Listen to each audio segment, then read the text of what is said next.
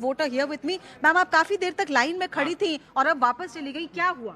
वहाँ पर्ची जमा नहीं करने पर उन्होंने कहा देखिए हमारे यहाँ पर एक आपको वोट नहीं दिया जाएगा। तो आपके पास डिजिटल पर्ची थी? डिजिटल पर्ची तो अभी हाथ नहीं है, लेकिन वो प्रिंट आउट मांग रहे हैं। प्रिंट आउट मांग रहे हैं। पहले उन्होंने बताया नहीं था कि प्रिंट आउट देना है, तो मैं वापस जा रही हूँ। आप वापस नहीं आएंगी वोट देने? फिर थोड़े आऊंगी, इतना संभव थोड़े है, कोई हमको गाड़ी घोड़ा थोड़ा प्रोवाइड कर रहा है कि आप आइए, इसलिए संभव नहीं है। So she's quite upset, and I can tell you at least 2-3 other voters went back who I spoke to. The problem with them is that this is the voter slip that they are supposed to carry, the hard copy of it. But they claim that their BLO never provided the hard copy to them. It was sent to them digitally on their phone. But that phone digital copy of their voter parchi or the voting slip is not being accepted inside the polling booth. So a lot of them have gone back, saying they're not going to come back. The BLO, I spoke to her. BLO, in fact, was the first voter. So when I checked with her as to why is it that the voter parchi has not been provided, she seemed clueless. She said, "I'm trying to find an answer. I'll come back. Give me 10 minutes." Did you get to speak to anyone from the Election Commission? What would they have to say about this? So I've just sent the update to the Election Commission officials as well. They're all checking as to why this chaotic situation has arisen here. Voting now is you see the line here. I'll just try and give you a glimpse of the line here. The line is from here, but you see the two polling booths. There is nobody in queue standing there anymore. Just 10 minutes back, there were at least 20-25 people. The BLO in fact is here. Ma'am, आपने सबसे पहले vote दिया था। 1 minute अपना experience हमारे साथ साझा कीजिए, कैसा रहा? प्लीज आइए एक मिनट। कैसा रहा आपका एक्सपीरियंस? बहुत अच्छा रहा।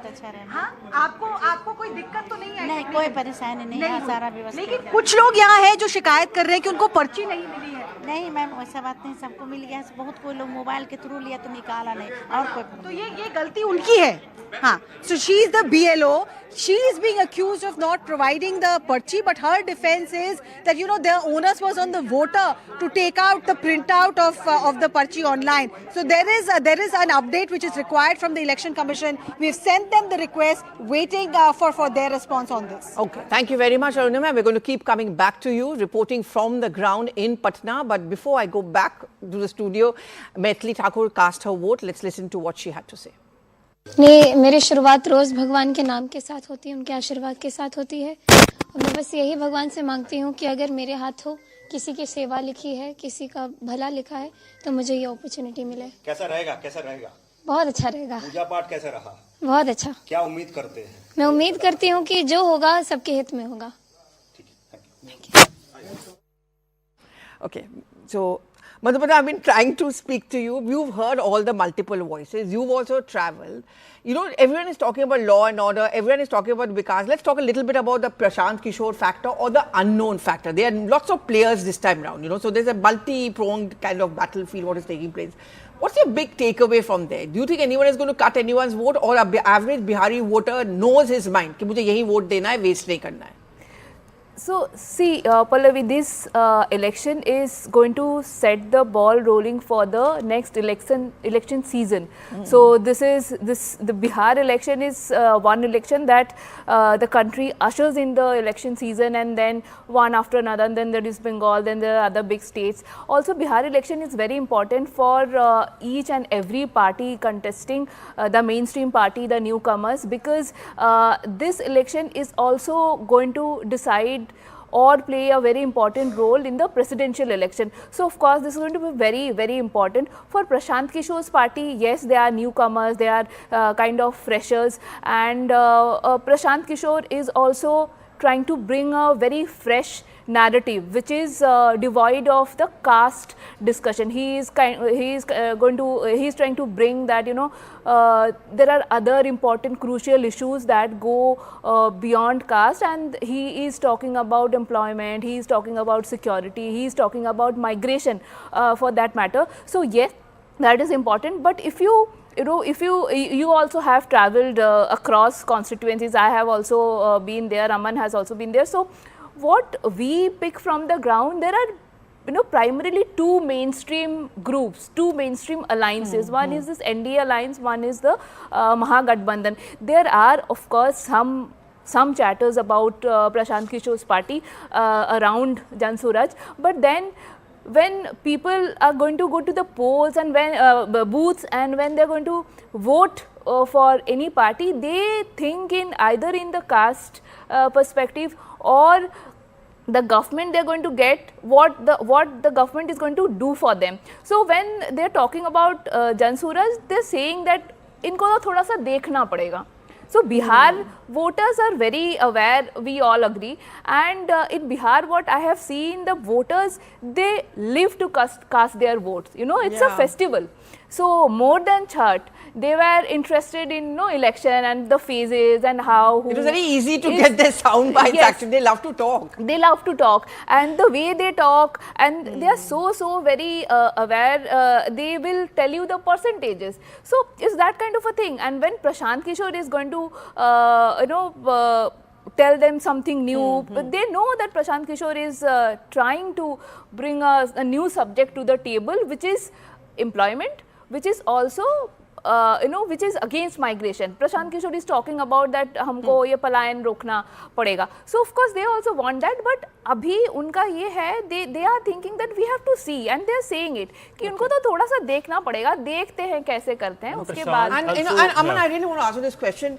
You know, we are talking about Rahul Gandhi's vote chori yatra, uske liye litmus test hai. But let's talk about the Prime Minister. You know, marathon rallies coming back. So many, even today he's doing some more rallies. Yes. How much of this vote is going to be for the Modi factor? Well, I think, Pallavi, one thing is very clear. Mr. Modi remains extremely popular in Bihar. You go to the ground and the national face, if you speak about and you ask who's the big national face, nobody really says Rahul Gandhi. People still feel that Narendra Modi has a lot of goodwill in Bihar, especially the infrastructure which has come in Bihar, be it the highways which have been built, the Vande Bharat, the trains which have been run. I think a lot of credit goes to Nitish Kumar, but also people have this gratitude for Narendra Modi, and his rallies in the last lap definitely will have an impact. He's doing 2 rallies today in phase 2 seats while phase 1 will be polling, and I think his campaign, this whole concept of Jungle Raj, the way the Prime Minister has stressed upon it, I think has really drilled into the voters. Quick point on the Prashant Kishor point which Madhuparna was mentioning. See, I think Prashant Kishor peaked too early in this election. You know, he did his yatra, but he peaked too early. I think he's missed a trick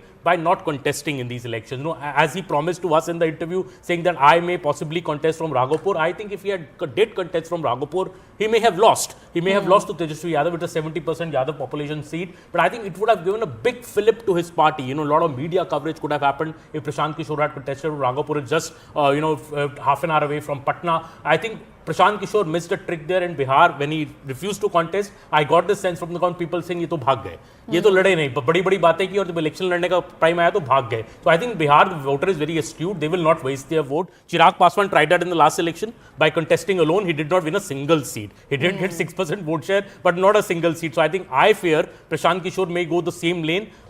My prediction is I think Tej Pratap Yadav will perform better in the number of seats than Prashant Kishor when the results come on November the 14th. Right. I mean, people are comparing PK to Arvind Kejriwal, but remember, Arvind Kejriwal did contest against the Prime Minister from Banaras.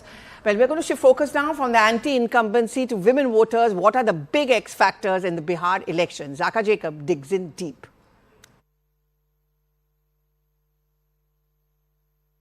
But there are 5 big X factors as far as this election is concerned. Number 1, as both Aman and Rahul said a moment ago, it's going to be a test of Nitish Kumar. He's been in power, like I said, almost uninterrupted since 2005, 20 years. Anti-incumbency, they say, is the biggest sort of bulwark in Indian democracy, in Indian elections. It's the thing that, sweeps people off power. But this is going to be a test of Nitish Kumar and whether he can continue for another 5 years in power. Women voters. We saw this in the 2020 election. What saved the JDU, what saved the NDA was women voters. There were 71 constituencies where women outnumbered men by 10%, which means for every 10 male voters, there were 11 women voters. So that is going to be a critical one. It's a constituency that Nitish has cultivated for the last 20 years. The politics of SIR. The opposition made a lot of noise around this. There was the Voter Adhikar Yatra that Rahul Gandhi and Tejashwi Yadav undertook. But somehow when the peak campaigning began, they didn't focus on SIR as much. Maybe it was a non-issue. Maybe it didn't have as much resonance as it did, let's say, in August or in July. Then, the crime graph. Now, this could this could cut both ways. Of course, the BJP and the Prime Minister downwards have made repeated references to the Jungle Raj that existed between 1990 and 2005. It's something that Tejashwi Yadav is trying to shake off. But will he be able to? At the same time, his attack has been that under Nitish, the crime graph has been going up. So will that become a talking point? And then, of course, we've all talked about Jan Suraj. Is it hype or is it actually going to make a difference on the ground? PK, in every interview, including to some of our folks here, he has said either I'll get 10 seats or I'll get 100 seats. Does it work like that in elections? We will ask them. बनेगा बिहारी गौरवान्वित होगा और बिहारी को गाली बनाने वाला अराजकता जंगल राज से गुंडा राज ले जाने वाले से मुक्ति आज बिहार पाएगा। निश्चित तौर पर पूरी शांति, देखिए कितना शांति सुलभता के साथ इस लोकतंत्र के महापर्व में हमने पहले भी आग्रह किया। हमारा नेता, देश के प्रधानमंत्री, गृह मंत्री, राष्ट्रीय अध्यक्ष, बिहार के मुख्यमंत्री सबने कहा कि जैसे हम लोक आस्था के महापर्व मनाए हैं वैसे ही लोकतंत्र के महापर्व में सबकी भागीदारी सामाजिक सौहार्द के साथ। मैं तो कहूंगा कि जिस शुद्धता पवित्रता से आपने लोक आस्था के महापर्व को मनाया, उसी पवित्रता, शुद्धता, सामाजिक सौहार्द के साथ लोकतंत्र के महापर्व में भागीदारी सबको करनी चाहिए, क्योंकि ये बिहार के चुनाव में सरकार बनाने के लिए नहीं, ये बिहार बनाने के लिए है, बिहार का सम्मान बढ़ाने के लिए है और हर लोकतंत्र की ये जननी को गौरवान्वित करने का है। इसलिए हर बिहारी सबकी भागीदारी हो इसमें। महागठबंधन राहुल गांधी जी ने लगातार जिस तरह से प्रचार किया है, पहला चरण का चुनाव लगभग प्रचार हो गया, क्या कहना चाहेंगे? अपोजिशन लगातार जिस तरह से ये दोनों राहुल गांधी जी और तेजस्वी यादव जी अनुकंपा की राजनीति कर रहे हैं। अपनी इनकी पहचान नहीं है, माता पिता अपने परिवार के उपलब्धियों पर अपनी ये राजनीति कर रहे हैं और राजनीति को इन्होंने जागीर समझ लिया है। डॉक्टर बाबा भीमराव अंबेडकर साहब ने कहा था कि रानी के पेट से राजा पैदा नहीं होगा। बिहार की धरती ये साबित करेगा कि अब रानी के पेट से राजा पैदा नहीं होगा। जो जमीन पर काम करेगा, मेहनत करेगा, पसीना बहाएगा, चरित्र की राजनीति करेगा, वो सेवक के रूप में काम करेगा। So that was Vijay Sinha, who was, I guess, speaking after casting his vote. Again, law and order becomes a big issue. But you know, in Aman, in Bihar, does that really matter this time around? I mean, would you say law and order, but at the end of the day, will it all fall down on the caste? Well, I think law and order does matter for the woman voter. Women voter in villages really feel that, law and order is important. They credit... and investment. If you want investment, you have to have law and order. Absolutely. And then jobs. Absolutely. And, the JDU and the BJP have been promising a lot on investments. That has still not come. They have been promising a lot. There's talk of a semiconductor plant coming up in Bihar in the next few months or something. There's a talk about this new Makhana board, new investments coming in. So I think investment, we've seen that in Uttar Pradesh, for example. The investments really come in when the law and order is assured. Industry doesn't want to come and face rangdari and ransom and all that issues, or kidnappings for that matter. So I think that is very important. But as you correctly say, caste, I think still remains the most prevalent factor. I think corruption is no factor in Bihar. People generally feel that all netas have money. Most netas are corrupt. They don't really bother about that. You can see even a small neta in Bihar coming in a cavalcade of 5 SUVs. So I think corruption is no big issue. Yes, law and order is, and law and order is a more acute issue for the women voters, the Adi Abadi. They will only vote for a party which ensures them that things will not go back to pre-2005. And you're talking about women, Madhuparna, the prohibition thing, I mean, there was this concern which was raised, it's going to cut down on the revenue for the state government. But that's a political call and no one wants to remove it, can't remove it. But you were talking about this very interestingly, where you actually came across people who were smelling of booze. You think that incomplete implementation of prohibition could become one big issue for the women voters at least? See, they are seeking as I said yesterday also, they are seeking a stricter ban, a stricter execution on the Sharab Bandi issue.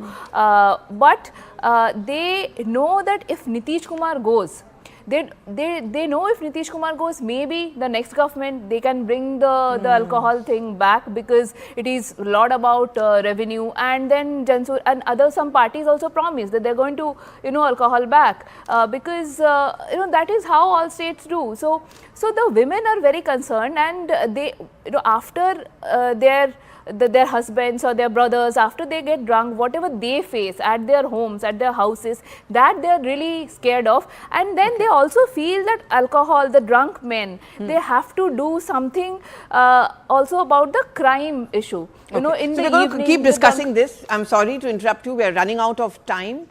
So the voting has taken speed. Large number of women voters also coming out to vote. So this special broadcast on CNN News 18 continues with Zaka Jacob and Rahul Shivshankar.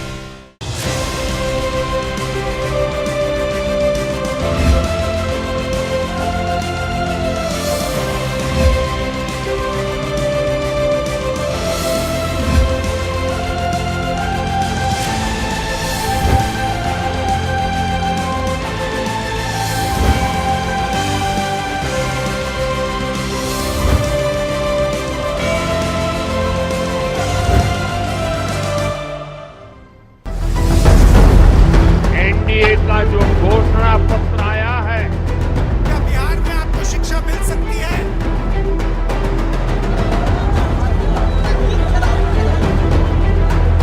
Congress की कनपट्टी पर कट्टा रखकर CM पद चोरी कर लिया।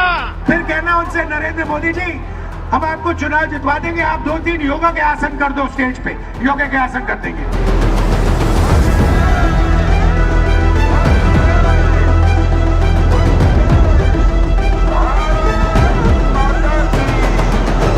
राहुल बाबा, आपको जिंदगी यात्रा निकालो, हम एनडीए वाले भाजपा वाले उस पीटीए को चुन कर देश के बाहर निकालेगा। सरकार रहेगी और 14 जनवरी मकर संक्रांति के दिन मां बहन मान योजना के तहत पूरे 1 साल का 30,000 रुपया माताओं और बहनों के खाते में हम लोग डालने का काम करेंगे। आरजेडी का मतलब क्या होता है? आर का मतलब होता है रंगदारी, जे का मतलब होता है जंगल राज, और डी का मतलब होता है दादागिरी।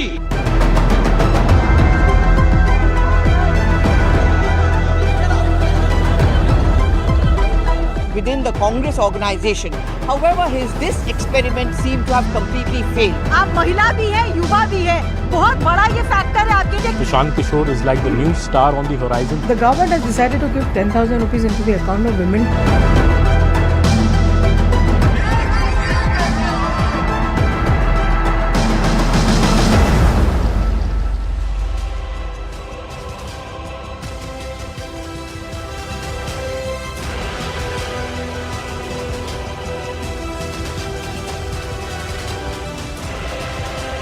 Good morning. It is the big phase 1 of the Bihar Assembly elections. The curtains have risen as 121 seats go to polls today, setting the tone for the political future of the state. Welcome to our special broadcast here on CNN News 18. I'm Zaka Jacob. Like I said, polling is underway in 121 constituencies across 18 different districts.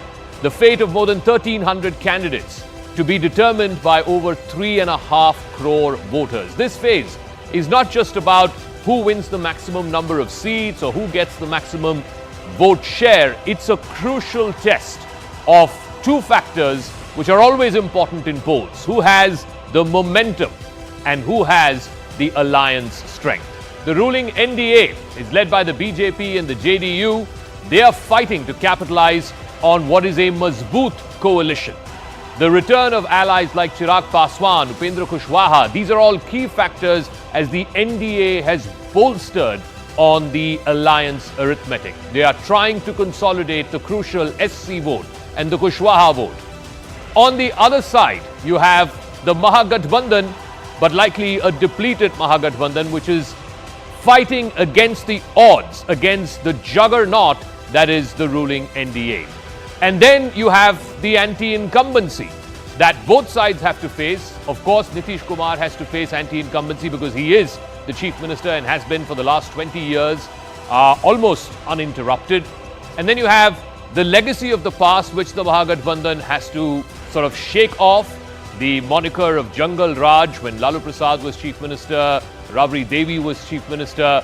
Can Tejashwi Yadav knock off all of that legacy of the past, as it were? And then you have, of course, the other factors that all add up as we can bring out more factors that are going to drive voter preferences today. Whether it is the Mahila voter, and we've seen that in the last election, statewide, women outvoted men by almost 5%. So will the Mahila voter turn up in huge numbers as they did for the NDA last time around? The youth voter. There are a lot of players who are vying for the youth vote. It's not just Tejashwi Yadav who's promising 1 crore jobs. It's also PK, Prashant Kishor, and his new entity, new political formation, Jan Suraj, which is also trying to appeal to the youth. Will all of this work ultimately? Those are the X factors in this poll. I want to open this up to our guests who are joining us here in our studios. Rahul Shivshankar, consulting editor with Network 18. Nistula Hebbar is political editor with The Hindu. Pallavi Ghosh, our senior editor here in our studios. And we'll also be joined by Arunima and Payal, our senior reporters who are joining us from the ground in Patna. I want to go across to Rahul Shivshankar first, nice and early in the morning. Rahul, what are you looking for in terms of what will shape and define the contest today? Is one, I believe, is a male-dominated phase, as we know, simply because despite the fact that everyone's focused on the woman vote, the least number of women candidates have been fielded today. So it's male-dominated. Unfortunately, there's a huge gap between what people profess. Only 10% women in the fray. And 33% candidates are running as independents. But if you just set all this aside, Zaka, and you really look at the larger picture, fundamentally, I believe that it's the smaller parties that are actually going to determine this particular phase of the contest. So on the other side, you have the VIP that has crossed from the NDA and gone to the MGB, and LJP that was sitting outside both these fronts is now with the NDA. And I believe that's going to make a crucial difference in phase 1. Last time, if you remember, phase 1 was an absolute disaster for the NDA, and they had to play catch up in the next two phases. This time there's been a little bit more, in the sense that the seats that were part of phase 2, some of those seats have been incorporated into this phase 1. So that's why you have 121 state is sort of divided, 121 this time, 122 next time, which is the next phase. And because of the LJP, you're already beginning to see in the Lok Sabha, for example, if you looked at that result and you projected it onto an assembly map, you already saw gains for the NDA. So if that pattern is holding, then the NDA is more comfortably placed in phase 1 than it was previous. But let me just open this up. Suhail Seth with us bright and early this morning. Always somebody who gets off to a flying start with something different to say. Suhail Seth, you bring in the common man's perspective, but also a studied perspective from that of a journalist and an author. How are you seeing this? From all the reports that I'm getting, and I'm getting feedback from, the marketing end, whether these are companies, consumer behavior, all of that. There is no question that Lalu Yadav's infamy is an overhang on their party. And when I say infamy, it relates to corruption of the highest order. It relates to a family stranglehold. And I think that's going to be a point of worry. A. B. I also believe, for whatever it's worth, Rahul, and I say this with grave respect and dignity, I don't think Rahul Gandhi has been able to galvanize the forces that he claims to have galvanized. Narendra Modi and Amit Shah, as you know, are the masters of the game as far as elections are concerned. If you saw, which you did in your opening, in the opening passage of your show, where you talk about how Nadda says, R is for Rangdari. People are fed up. Also, you have to remember that the youth in Bihar has largely remained totally unaffected by the so-called caste issue, to my mind. So I still believe it's a big issue. I disagree slightly with the graphic. I don't think it's going to be close. It's going to be pretty clear. Prashant Kishor, for all the good that we hear about him, it's one thing to give quotable quotes, and it's quite another to win at the ballot. And I'll finally say, many of us have advised politicians and political parties on campaigns.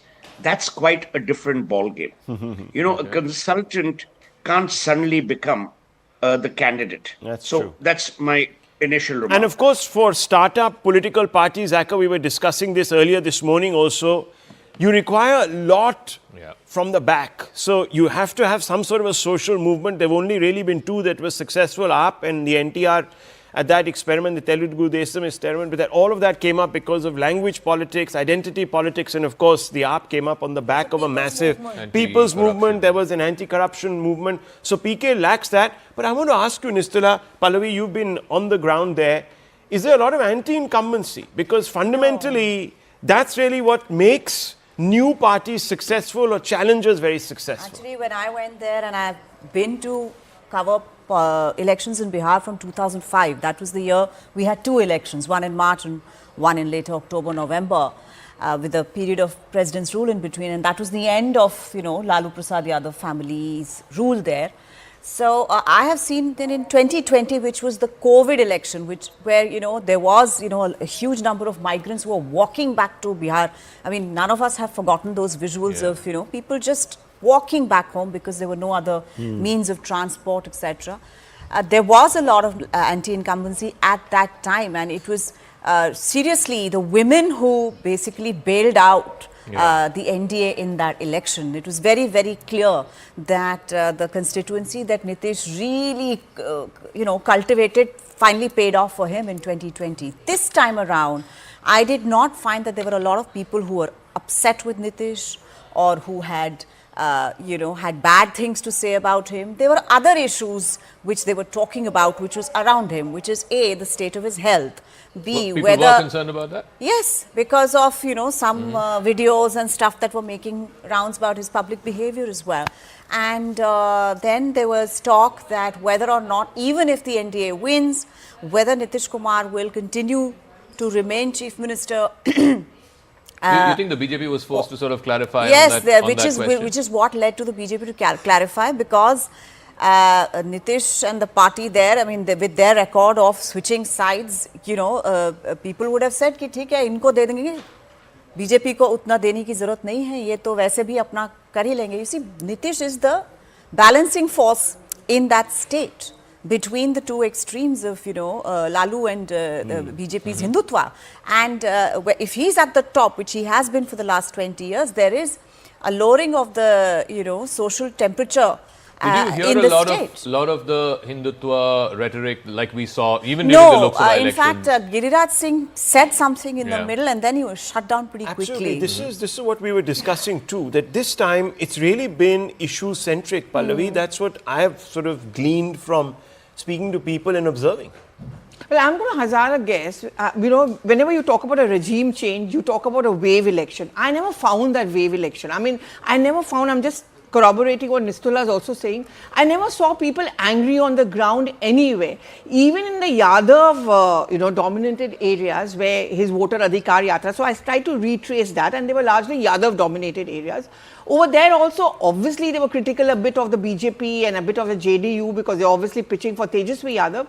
But when you speak to them off camera and all, they were not angry with Nitish Kumar as such. Because if there was that anger, then that would have given some hope to the Mahagathbandhan that perhaps there's going to be a huge change. And this time round, there are just too many players, little bit, little woodpecker types, like a PK may not. Obviously, I don't think I agree with Suhail on this. I don't think he's going to make much of a change, but the fact that he's there and there are a couple of young people. I think PK lost the battle when he said that he's not going to contest. I asked you this yesterday. Yes. I mean, if you are in the middle of battle and you're the general there, you don't say I'm not going to lead my troops. Not just why would he withdraw? In Bihar, the people are very. I just want to say one thing. Damang and all these kind of things. So Yeah, Suhail. I just want to say one thing which Pallavi mentioned. From all the work that one has done, and I was lucky to handle Vajpayee ji's campaign in 1999. Anger and not having anger is actually not a good thing. Because sometimes if you're not angry, it means you're disinterested.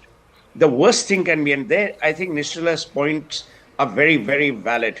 We have to remember that either people are resigned to their fate, ki bhai Nitish nahi aana hai, whether he comes from one party or the other. So a little bit of anger helps create a swing, no matter which side. So, if you're not angry, indifference in an election can be the worst antidote. I mean, the 2024 election was about indifference. The people didn't show up, and that's why the BJP went from 303 to 240. So, being angry is good. Rashid's also joining us, but before I go to Rashid, I want to bring in both Arunima and Payal, who are on the ground today, and today is all about the voting. So let me get to the both of them first. Arunima, whereabouts are you, and what do we know about the two main players in this election? Where are they? Where are they going to vote? Where is Nitish Kumar right now? Where is Tejashwi Yadav? You both are tracking both of them. So where are they this morning and when are they expected to vote? Yes, so Tejashwi Yadav is expected at this veterinary college booth. This is where Tejashwi Yadav, Lalu Prasad Yadav, Rabdi Devi, the entire Yadav clan are electors. They're listed in the voter list here. Around 8:30, we are told Tejashwi Yadav with his family will be here. Rabdi Devi and Lalu Prasad Yadav could come in around 9:30. Nitish Kumar is expected to vote in Bakhtiarpur, again around 9:30. And this is in that sense a VIP booth, but even this had its own sense of chaos, Zaka. Voting began 20 minutes late because there were some technical issues here. And even after voting began, there were women voters, especially young women voters who had been in the line since 6:45. And some of them went back disappointed because they did not have the hard copy of the voter slip. They had a digitized version of the voter slip. They had an epic card and their name was on the electoral roll. Yet they were sent back saying that if you can't get a hard copy of the voter slip, you will not be allowed to vote. Now that Election Commission of India has intervened, looks like, things are going off smoothly. It's some colorful pictures also coming in. You see these young girls all decked up, all dressed up. Looks like there is some, college function that they have to go for after this. But they're ensuring that they vote. If you give me a minute, I'll try and understand. Ye kaun log hai, ma'am? Ma'am? Ma'am ये कौन लोग हैं इतना सच सवर कर आए हैं, vote देने आए हैं? नहीं, ये ये यहाँ लोग पे प्रोग्राम देंगे वोटर अवेयरनेस के लिए आए हाँ। हैं। So this is a voter awareness program that these girls are part of. Overall, this booth very well decked up. There are Madhubani paintings, there are selfie booths, there are pink balloons to welcome voters. But what voters are essentially asking for is that allow us the convenience to vote. Do not harass us because some document that you feel is missing, which is not even there on the Election Commission's essential document list. Well, this whole thing started with this whole business of documents and what documents are acceptable, not acceptable with the SIR, went all the way up to the Supreme Court. Payal, whereabouts are you? Where is Nitish Kumar? Of course, this is, he's been in power, like I said, almost uninterrupted other than a brief interim where Jitan Ram Manjhi was in power. For 20 years, he's been in power. And there are very few chief ministers, very few parallels in the history of India of chief ministers who've been in office for 20 years. Jyoti Basu is the only one I can think of. Naveen Patnaik is the other one. But even Naveen Patnaik lost last year's elections, right? So where is Nitish Kumar right now? And is this a test, a final test of his legacy, his record, his rule over the last 20 years? Well, to begin with, Nitish Kumar is currently at his Patna residence. In a short while from now, he will head to Bakhtiarpur, where I am going to be trailing him. Mind you, everybody's spoken about his age and his constraints, but he's going to travel by road, which is a 45 minutes drive, and he will go to Bakhtiarpur, after which he has a day full of activities in terms of campaigning, and then he returns back to Patna as well. As far as Nitish Kumar is concerned, if you ask me, Zaka, from whatever I've traveled around, the story of the Bihar election 2025 will be Nitish Kumar as well. Whoever has made fun of him will have to eat humble pie, given the fact that Nitish Kumar has conducted himself over the last 20 years just the way he would have liked. He's been the beacon as far as women empowerment is really concerned, and he has been somebody who's delivered the goods as far as Bihar is really concerned. To look at the Bihar from the 90s to now, Nitish Kumar has come a long way. Yes, of course, he's had a lot of political ups and downs. He's had a lot of political jumping ship as well, but he's a stable ship, is what the BJP would like to certainly believe. But, if you ask me, it's going to be the overarching figure as far as that is concerned. And since we are talking about women, I have these lovely women who are here, part of the voter awareness drive. But mind you, each one of them is also a voter. आप बताइए, आपका vote है यहाँ पे बिहार में? हाँ, बिहार में मेरा वोट है. बिहार के जो वोटर्स हैं, उनके लिए कितना जरूरी है ये वोट? क्या किस इश्यूज पे वो वोट करना चाहेंगे? देखिए, बिहार का एक भी वोट बहुत महत्वपूर्ण है और सभी वोटर्स को अपना एक वोट जरूर देना चाहिए. आपका वोट किसके लिए है? जॉब्स के लिए है, सिक्योरिटी के लिए, किसके लिए है आपका? एजुकेशन के लिए. एजुकेशन का आपको लगता है कि इम्प्रूवमेंट की और जरूरत है? ये लोगों को नौकरी नहीं मिलती, लोग बाहर चले जाते हैं, वो कितना बड़ा कंसर्न है आपके परिवार के लिए, आपके लिए, आप जैसे लोगों के लिए? हम लोग के लिए तो बहुत जरूरी है और कुछ अच्छे लोगों की जरूरत है. अभी नए लोगों को हम लोग वोट करें और हम लोग बाहर जॉब के लिए ज्यादा जरूरी है. आप मानते हैं कि नए लोगों को पॉलिटिक्स में आके पॉलिटिक्स को भी एक प्रोफेशन बनाना चाहिए? बिल्कुल. पॉलिटिक्स जैसे अभी के लोग कर रहे हैं, एक्चुअली ये सेल्फ सर्विस के जगह पे अगर हम लोग पब्लिक सर्विस करते हैं तो ऑटोमेटिकली ये जॉब में टर्न आउट हो सकती है. और यहाँ पे नए लोगों को, एजुकेटेड लोगों को पॉलिटिक्स में जरूर आना चाहिए. उनके आने से यहाँ पे काफी चेंजेस आएंगी. चेंजेस के साथ हमको ग्रोथ देखने को मिलेगी. तो नए लोगों को पॉलिटिक्स एज ए जॉब जरूर ट्राई करना चाहिए. आप बताइए, ये पूरा इनिशिएटिव चलाया जा रहा है इलेक्शन कमीशन के द्वारा, आप लोग वेलकम करें जो लोग वोट करने आ रहे हैं, ये कितना बड़ा इनिशिएटिव है? ये हम लोग के लिए बहुत ही प्राउड वाली बात है और हम लोग बहुत खुश है कि हम लोग को ये अवसर मिला है कि हम लोग उनके स्वागत के लिए आए हैं. और let's try and get in a couple of voices of couple of voters as well. Are you a first time voter? No. How important is it to come out and vote for people from Bihar? It is very important and we are part of the sweep campaign as well from the administration and we encourage everyone to come out and vote today. Well, of course, Zaka, you heard the voices on ground. These girls are there from the morning, early parts of the morning, dressed beautifully well to welcome the voters, but at the same time, each one of them, turn by turn, will go out and cast their vote, and you heard from them what it really means to the average Bihari to come out and really vote.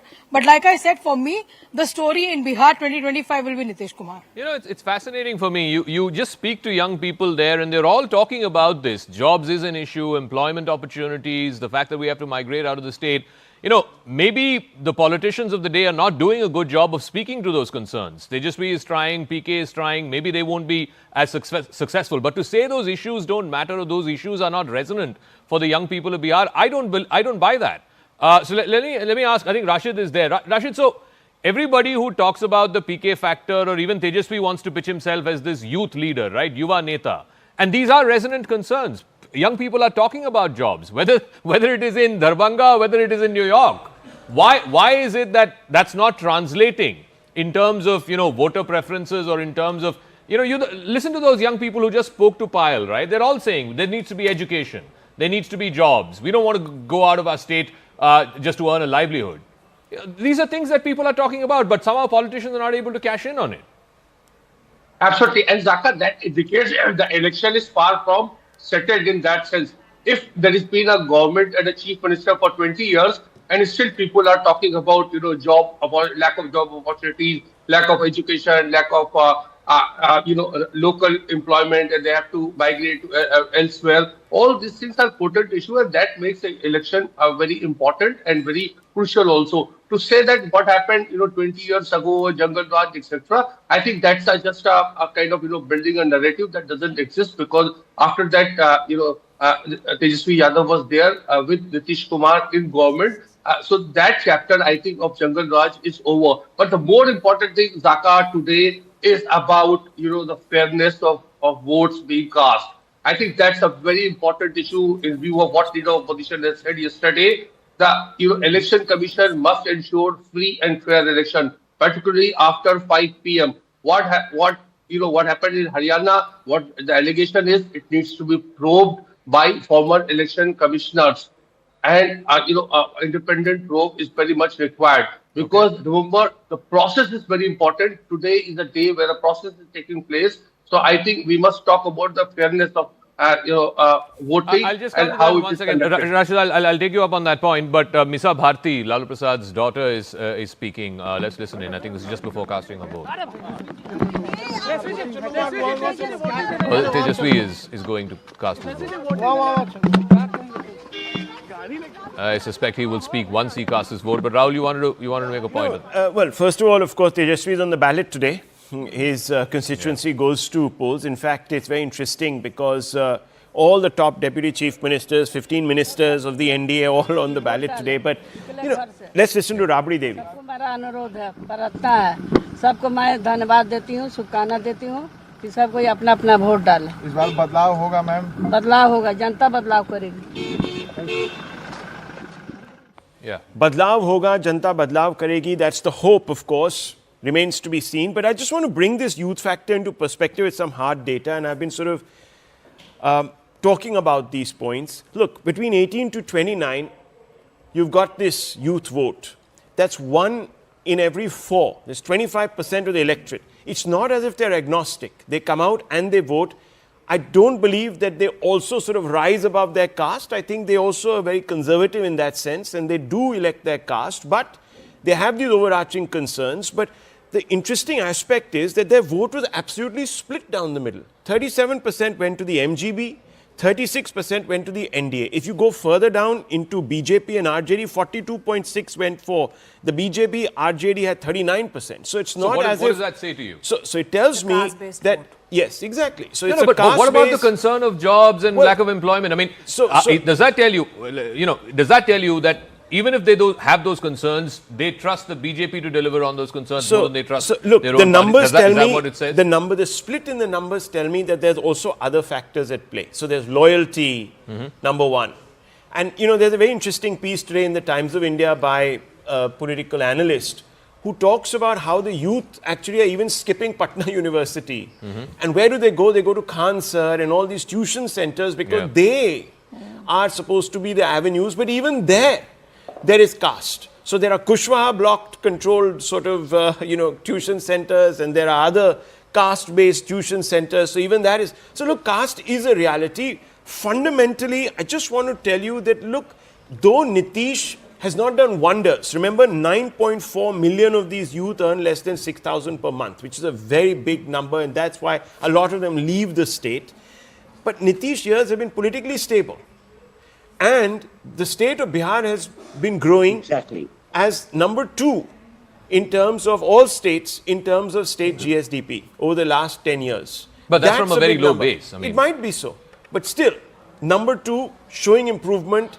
all I'm trying to suggest is that people have, as Nistula was just saying, memories, and these are sort of resonant memories that, look, their parents will talk about these things. There's young youth growing up in 2000s. They would have heard things. All right, Tejashwi Yadav, I think Tejashwi is at the polling booth there. It's a big day for him, of course. Go ahead.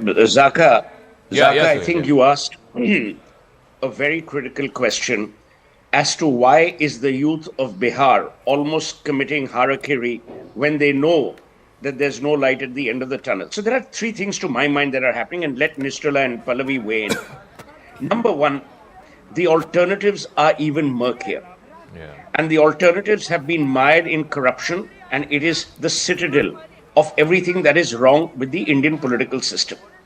Number two, for whatever you might say, whether it's just marketing, pure play, this whole double engine nonsense is working. Because people say, अगर केंद्र में सरकार है और प्रांत में सरकार है तो शायद ये सरकार कुछ करेगी. We won't be left in the lurch. The third is the problem in Bihar is the divorce between reality and elections. They are not voting on issues. They continue to vote on lines of caste, to my mind. So if there was an issue, let's imagine the issue was unemployment. Why would you not throw Nitish Kumar out after 20 years? When unemployment has been staggeringly high, when jobs have been scarce, when we see no zeal for entrepreneurship. So I'm not saying this is, cast in stone, but I'm just raising a question. If jobs and employment was a trigger, why would you not change the Chief Minister? The only answer is because the options are even worse. So just 1 second. I think Mr. Bharti was just speaking. Let's try and listen to what she's saying. Can we play that out again? All right, this is just before the Lalu family goes in to cast their vote at that booth where Arunima is. Yeah, you wanted to weigh in on this. Yeah. Voter is divorced from his real life and therefore voting on those concerns. It's that we cannot see what his concerns and his everyday life is sitting from here. The point is that there is a generational trauma with regard to so-called Jungle Raj. It is not just with regard to corruption in high places. That really does not affect the person on the ground. This is a fact that if you have a very domineering community given power, you will find that all the SHOs in the local police station is from that community. There is a problem with registering FIRs coming from EBC communities or Dalits. They feel more oppressed. There are other things. The contracts, rent seeking is through one community. So that generational trauma exists, and that is what drives a lot of the voting. So therefore, this Jungle Raj is a potent issue. Especially among the Mahila, I heard a lot of them talking about that. And even the young people. Because women and EBCs who are actually the... All right, let's listen in to Tejashwi Yadav. I think he's just going to cast his vote. I suspect he may...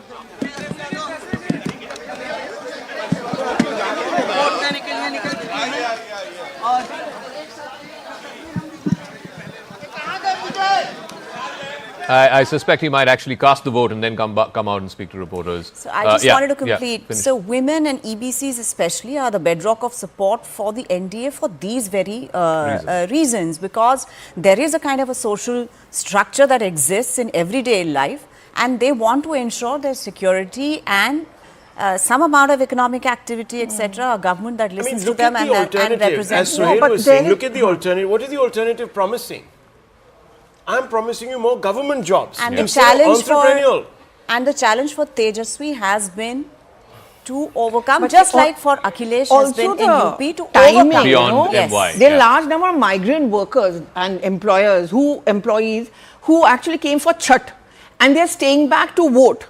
They are the ones who want jobs. They are saying we don't want to go out. And that's many why of the young PK people experiment is not just out of the box, but very important actually. Yeah, he's talking about those crowded trains. Exactly. Is this the kind he's of talking picture about you want? aspirational Bihar.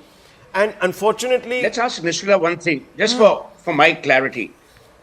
If you were to list the reasons why the youth of Bihar will vote in favor or against a political party, what do you think the top three would be? They would revolve around law and order, Jungle Raj, or would it concern the economy or a bit of both?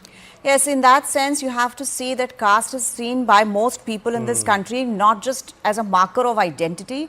It is also your vehicle for getting Patronage. certain resources and state patronage and other kinds of patronage. So therefore, number one will always be caste.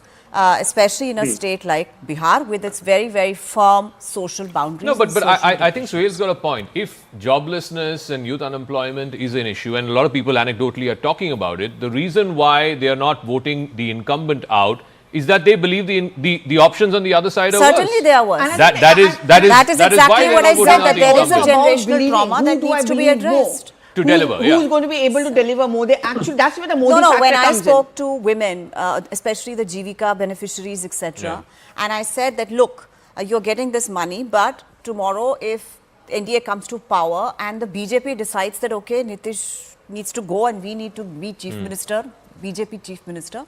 So they said, नहीं, ठीक है, कोई बात नहीं, Modi ji होंगे. I said, are you sure? हाँ, हाँ, वो करेंगे.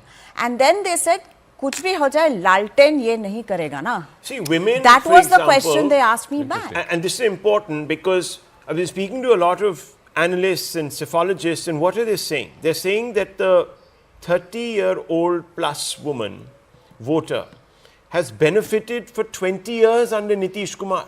She got her cycle to go to school. Beyond that, when she got through intermediate and she got through class 12, etc., she got money in her pocket. When she went to college, she got scholarships. And reservations. Then she got, of course, reservations. And then she got scholarships. When she got married, she got something from the state to ensure that, I mean, I know there is somebody working for me at my home and daughter is going to get married, comes from Mithilanchal. They are looking at the state right now to pay for the expenses. So it's that elemental. And if someone is delivered over a period of 20 years, they're going to say, well, these people are tried and tested. We can't be sure. All right. Tejashwi has just cast his vote, so let's listen into what he has to say.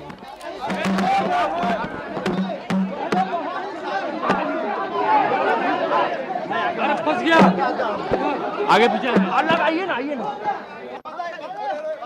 क्या माहौल है sir क्या माहौल है vote आपने कर दिया अपना उंगली दिखाएं चलिए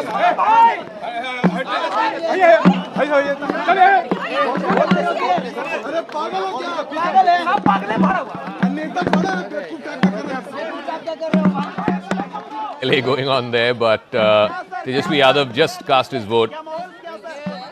हम सब लोग जो है सभी बिहार लोगों से अपील करते हैं. Let's listen into what he has to say. चलो बताइए बिहार के लोगों से यही अपील है.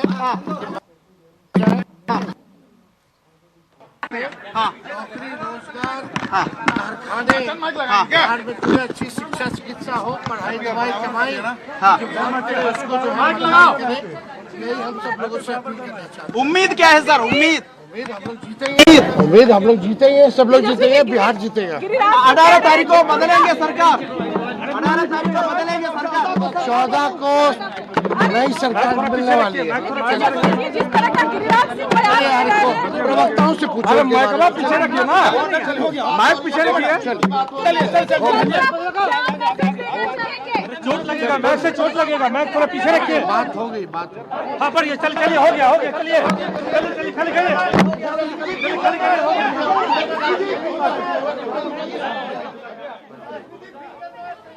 All right, Tejashwi Yadav there saying it's about a vote for education, a vote for youth, a vote for jobs, etc. Rashid, the problem for Tejashwi Yadav is, whether you like it or not, he's not able to shake off this whole legacy of Jungle Raj, which the BJP, even today, the Prime Minister in every campaign of his has been saying, young people, listen to your elders about the stories of what happened during those fateful days in the 90s about Jungle Raj. Somehow, Tejashwi is just not able to shake off that legacy. Also, very quickly, Isaac. Not really, Zaka. I beg to disagree. If you look at the outcome of last elections in Bihar, Tejashwi Yadav, that Gathbandhan actually physically got more votes than NDA. So, they are getting votes. I'm not saying the issue is not there. It is for the BJP and NDA to talk about it. But the fact of the matter is, he's getting, and this time, They have, wider Mahagathbandhan is there. There is a lot of diversity is there. There is a lot of, intra-alliance kind of changes have taken place. All these things are there. Just to look at from the prism of what was happening in 2005 or earlier is, I think, little unfair, because this is a new election and this is a very fierce contest. Today is the day of voting, so we cannot speculate what's going to happen. But Mahagathbandhan was and is very, I would say, very strong. So therefore, to say that, one issue is going to dominate all others is, I think, inaccurate and unfair. No, so on that point, Mr. Kidwai, just let me ask you this, and please elaborate. You said that, look, the MGB got cumulatively more votes. That, of course, happened because of also the nature of the structuring of the coalitions themselves. But I want to ask you, has Mr. Tejashwi Yadav been able to grow his party beyond the MY, that is the Muslim Yadav base? Has he been able? I know that he's given fewer seats, for example, this time, tickets to the Yadav, but has that actually happened on the ground? That is at least a very sort of effort has been made. If you look at the kind of ticket distribution, if you look at even the Congress profile, the Congress used to be a largely upper caste party in Bihar. This time it is actually, they have changed, they have transformed the number of, not only the state PCC chief, the number of seats that have been given to various social groups, particularly economically backward classes, etc., is a very different story. And you look at IP, you look at VIP, there are a lot of constituents are there in Mahagathbandhan. So I'm saying it is being repackaged. And therefore, to assess it from the past, from a MY prism, is wrong, inaccurate, and I think outcome will reflect that. No, so let me just see if we can show it on the magic wall. This whole issue of, migrant labor or migrant vote, migrant youth going away, let's see if we've got that figure updated. The last official figure that we have as far as migrant labor out of Bihar is from the 2011 census. This is government data. I'm not talking about non-government data. At that time, there were about 75 lakh youths from Bihar who had left the state in search of employment, in search of livelihood to other parts of India. That translates to about 100 or a little less than 100 seats. Out of those 100 seats in the last election, which is a very tight election, where the RJD ended up as the #1 party, even in that election, it's the NDA which had a 2% vote share lead, and even in terms of seats, they had close to 60, the MGB had 40. So it's almost like a 2:3 kind of a ratio, where the NDA was the one that succeeded in those seats. And you can look at those seats. Many of those seats are going to polls today. Many of them are in Mithilanchal, in the central part of the state. So you have places like Darbhanga, Samastipur, Vaishali, even up to the Champaran districts up in the north. These are the places, the districts from where the maximum amount of migration happens outside of Bihar. They go outside of Bihar in search of employment, in search of livelihood. And there again, it's the BJP. If you break down the NDA, out of the 60 seats, 57 seats that the NDA got, 37 of those went to the BJP. Only 13 went to the JDU. So on that issue, there is a problem. You can't wish away that problem. There is a problem that young people feel that they are not getting the opportunities in their state, therefore they have to migrate, and maybe they are not treated as well outside the state. But look at the breakup even between the BJP and the JDU. The BJP had 3 times the number of seats that the JDU had, specifically in these. Of course. Candidates, selectively against only JDU. So there was a message being sent there. And that but I'm saying that is statewide. Yeah. But in these specific seats, in these specific 97 seats, the fact, and I'm pretty sure if I broke down the MGB's, breakup, the RJD would have had comparable to, or a little less than the BJP, but certainly much higher than the JDU. So the issue is there. The question is, why is that issue not translating in terms of voter preference? Is it because they're going back to, caste, and I'm voting for a Yadav, I'm voting for a Kushwaha? It's the alternatives and the caste factor. Look, the caste factor is the underlying grid that sort of holds up the entire sort of superstructure of electoral preferences. Let me put it that way. That's the first one. I think that people are looking at even now in Bihar. It's elemental. But and after Rahul, that, if that is the case, if that is the case, then a person like PK doesn't stand a chance. That's why. Because he's saying he's a caste agnostic party. So unless there is massive anti-incumbency, you see, or there has been a massive movement that has been building. And you saw that in the 70s. Yeah. Where and how did Lalu and everyone else come up? And all it that, was yeah. because there was, at that time, even within the caste sort of structures and the binaries that Nistula is talking about, Pallavi is referred to, there was frustration. There was a sense of, we are not getting, the other castes were not getting their due. So there was this sort of move towards propping up leaders that could give them voice or Which is, swat. I think, why Rahul Gandhi is trying to do that. He's talking about Lalu Yadav is speaking. Yeah, let's listen into very Lalu rare Yadav. interaction.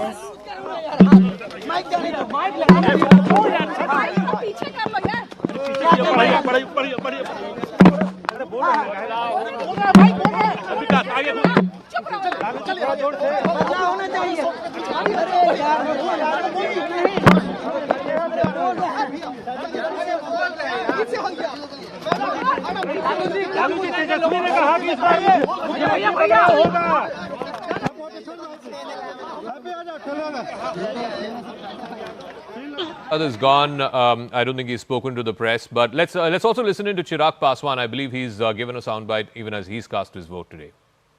Women ने 22 बार voting किया है sir. किसके हक में voting किया ये भी बता दें. हाउ डज ही नो कि उन्होंने किसके हक में वोटिंग किया है. एक चीज. Secondly, is it humanly possible, मतलब फिजिकली क्या ये संभव है कि आप 22 जगह पे जाके आप अपने मताधिकार का इस्तेमाल करें. मुझे ही शहर बननी जाना है, उसके लिए अभी अगले और 3 घंटे मुझे लगेंगे वहां पहुंचने के लिए, और उसके बाद और अगर जगह जाने का कोई सोचे. बट बहरहाल अगर ये जानकारियां भी आपके सामने आई हैं तो आप क्यों नहीं आप कोर्ट का आप रास्ता अपनाते हैं. सरकार की ये जिम्मेदारी नहीं है ना. आपने शिकायत की कि भाई इस तरीके से हो रहा है. आपकी शिकायत के ऊपर चुनाव आयोग ने एसआर की प्रक्रिया का इस्तेमाल किया. अब उस प्रक्रिया के ऊपर भी अब आपको दिक्कत है. जितनी बार आप ऐसी रिपोर्टिंग को सामने लेकर आते हैं, आप तो और ज्यादा हम लोग को एनकरेज कर रहे हैं ना चुनाव आयोग को कि भैया आप जाइए और एसआईआर पूरे देश भर में आप लागू करने का काम कीजिए. ऐसे में मुझे लगता है कि अगर इनके पास इतना ही इनको विश्वास है अपनी जानकारी के ऊपर तो इनको कोर्ट का रास्ता अपनाना चाहिए, न्यायालय में जरूर जाना चाहिए. राहुल सिंह ने कहा है कि जो मुस्लिम महिला है वो बुर्का पहन के ना है, क्योंकि वो जब एयरपोर्ट से जाती है कहीं पे जाती है तो जांच में वो बुर्का नहीं पहनती, हटा लेती है, लेकिन जब वोट देने आ रही है. Chirag Paswan, I mean, referring to Rahul Gandhi's press conference yesterday. By the way, this Brazilian model that Rahul Gandhi referred to in his press conference, one of the papers has done a nice story.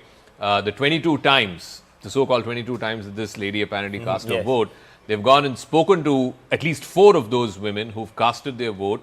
The photograph on the on the epic card, on the photo identity card, is that of this Brazilian woman. It's on different names, but those women have gone and voted. It's just that the photograph happens to be of somebody else, and she's also apparently spoken to the media and said, you know, I don't know who used my photograph and why they used my photograph, but I've never voted in an Indian election. So it's possible that the photograph was wrong. Because could otherwise, be a clerical error. Yeah, but the people who voted are genuine. And I mean, people went and newspaper has voted. done an investigation going to those homes in Haryana where there were multiple voters, and they said actually there was a huge plot of land where there are actually many people who live there, many families. In fact, all of them live there, and they've all exercised their vote individually. But you know the thing, Rahul, is that many areas which I went through the voter Adhikar Yatra route, they actually, many of them gave the credit to Rahul Gandhi ki chalo SIR aapke chalte hua hoga, and because of which we are going to cast our votes. But they are not necessarily going to cast the vote for the Mahagathbandhan. It's a talking point. You know, you talk about vote chori, people love to talk, they're talking about it. But it's not an election issue. But tell me this, you know, in August and in September, when this Adhikar Yatra was happening, there was so much noise around this issue. This was the issue that Rahul Gandhi and Tejashwi Yadav picked up and said, this is the issue that Bihar is going to vote out Nitish Kumar. But suddenly, when after the dates got announced and the campaigning began in right earnest, they've dropped that issue like a hot potato. Well, the Congress hasn't completely. Beach mein they come but back. Tejashwi Yadav is not talking about it. Tejashwi dropped it before the last rally of that voter. So manifesto mein nahi hai mention. The first joint rallies of the two of them, Tejashwi never even spoke about the Tejashwi and RJD dropped it before the last rally. Why? I mean, because his father told him that it is not your job to make Rahul Gandhi a big leader in Bihar. You have to become the leader in Bihar, and you have to make sure that the Congress, for all the help that we have given them, make sure that they announce you as the chief ministerial candidate. He called up which was a flex. This is, I can tell you, so therefore, Rahul and his people which is like Krishna Alavaru in the midst of all this. Remember, he was replaced by Avinash Pandey to negotiate because they felt that Rahul would never ever announce Tejashwi. And that's when the phone call went to Sonia Gandhi. That is where Sonia stepped in, So because that was Sonia a and Lalu flex. are very, very close to each other. You know, he's always been her biggest supporter.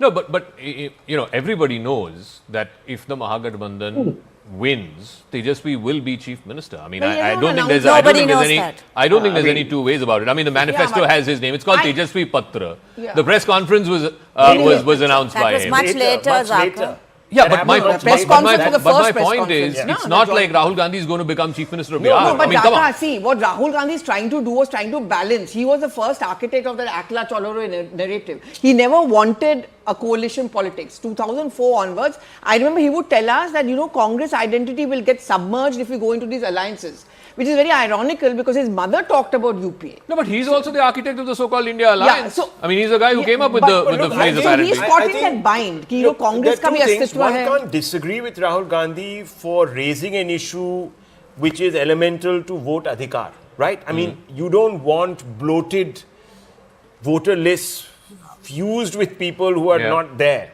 don't live, don't exist, are not citizens of this country. So from that point of view, it's a great thing.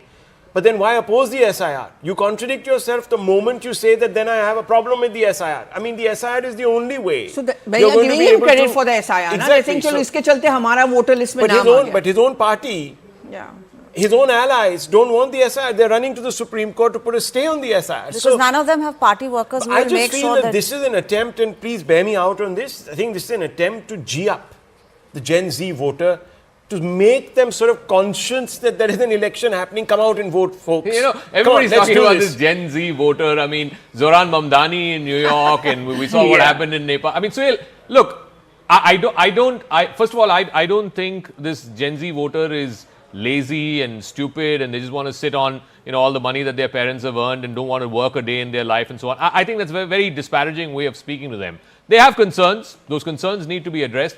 But I'm not sure that they are, you know, going to just take their axes and come out onto the streets and protest and bring revolution tomorrow, right? I mean, that's not what they're going to do. Also, you know, by the time this program ends, you might have another gen taking birth. You know, Gen Z, Gen this, Gen now, Gen Alpha. So, you know, I really don't care. There are only two kinds of people: Gen I and Gen DI. The generation that is interested in bringing about change through electoral politics and the generation that is disinterested. And that would include people from 18 to 80. I think we make too much of all of this, you know, Gen Z, these people think like that, they don't have the time to think. They are worried about their immediate present. They're not even thinking about the future. I think what they are concerned about, and you know, all of us have referred to it, is which is the better evil. Yeah. And the better evil in this case is the devil you've been with. Remember, not too long back, Nitish Kumar was in bed with Tejashwi Yadav. Correct. But then there's that old Bernard Shaw saying, never go to bed with an elephant.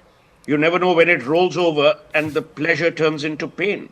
And he experienced that pain. Nitish saw, you know, what a riotous bunch these people are. So I feel sad, and I'm not being condescending. It is a terribly pitiable state for Bihar to be in. They are repeatedly let down by their politicians they have only themselves to blame because they continue to vote on lines which have nothing to do with development. It has only to do with birth. Now, yes, Nisrala said this is important because it guarantees you certain, it ring fences you. But then make that choice. You will never have development. I mean, Uttar Pradesh for years voted on caste lines. Yeah. You are seeing what law and order, what some level of economic activity can bring about. So you have the choice. I mean, the voters of Bihar have that choice. Okay. Just stay on with us. I'm going to take a break. As we take the break, we can play out what Tejashwi Yadav just said as he cast his vote. He came out and he said this vote for Bihar is for the youth, it's for education, it's for employment opportunities. Let's listen into that. We'll take a break and then we'll come back to our conversation. उम्मीद हम लोग जीतेंगे, सब लोग जीतेंगे, बिहार जीतेगा। 14 को नई सरकार मिलने वाली है। उम्मीद हम लोग जीतेंगे, सब लोग जीतेंगे, बिहार जीतेगा। 14 को नई सरकार मिलने वाली है। आज का क्या बड़ा मैसेज है मैम वोटर्स के लिए? वोटर्स के लिए यही मैसेज है सबसे बड़ा कि सब लोग बाहर निकले और वोट करें, बेहतर भविष्य के लिए वोट करें, अपने बच्चों के भविष्य के लिए वोट करें। जिस तरह से डबल इंजन की सरकार ने बिहार को सिर्फ ठगने का काम किया है, और वहीं पे महागठबंधन जो तेजस्वी, एक तरफ आप देखिए प्रधानमंत्री कट्टे की बात करते हैं और तेजस्वी नौकरी देने की बात करते हैं, तो बिहार के लोग बहुत समझदार हैं और इस बार महागठबंधन के पक्ष में सब लोग वोट करेंगे।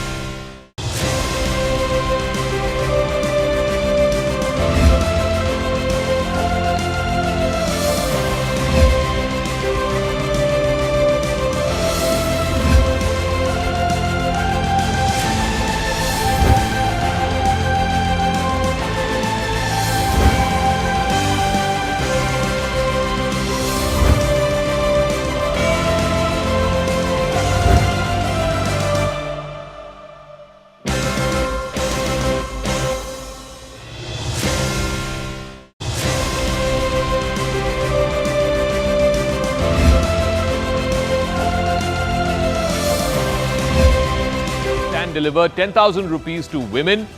This is the signature move of the Nitish campaign this time around. They've given it to over 1 crore women. And the promise is that in the next 6 months to a year, they will be given another 2 lakh rupees for their small businesses. Not to be left behind, Tejashwi Yadav has promised 30,000 rupees in monthly stipends to the Jivika Didis. There are 1.2, 1.3 crore of them.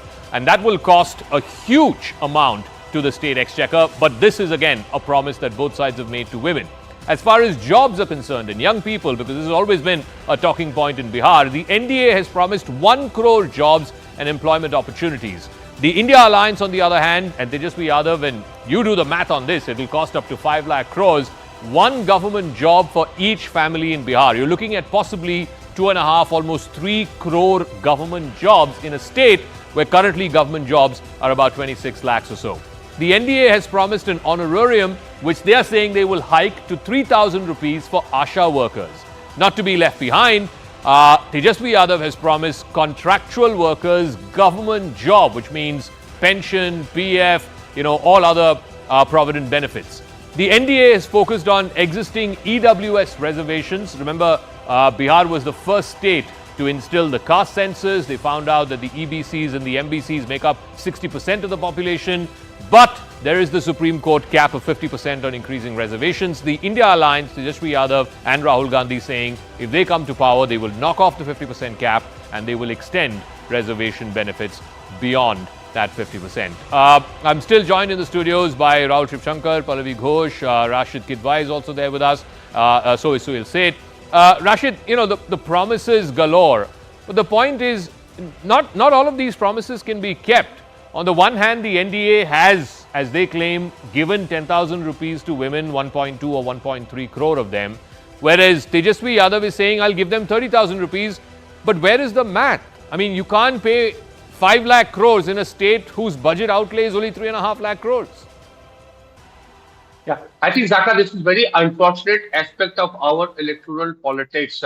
This is actually vote auctioning. People are bidding for each and every vote, and particularly women and youth, all of them are being targeted. It should be asked that why, if government is so keen to give 2 lakh rupees for women to set up business, why it is not being done by a government which has been there in power for 20 years.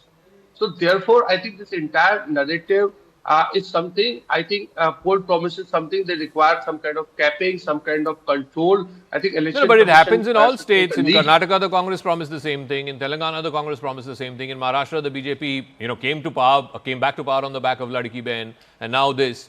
I mean, it's become like women voter. Whoever is able to promise and deliver to women voter will come back to power.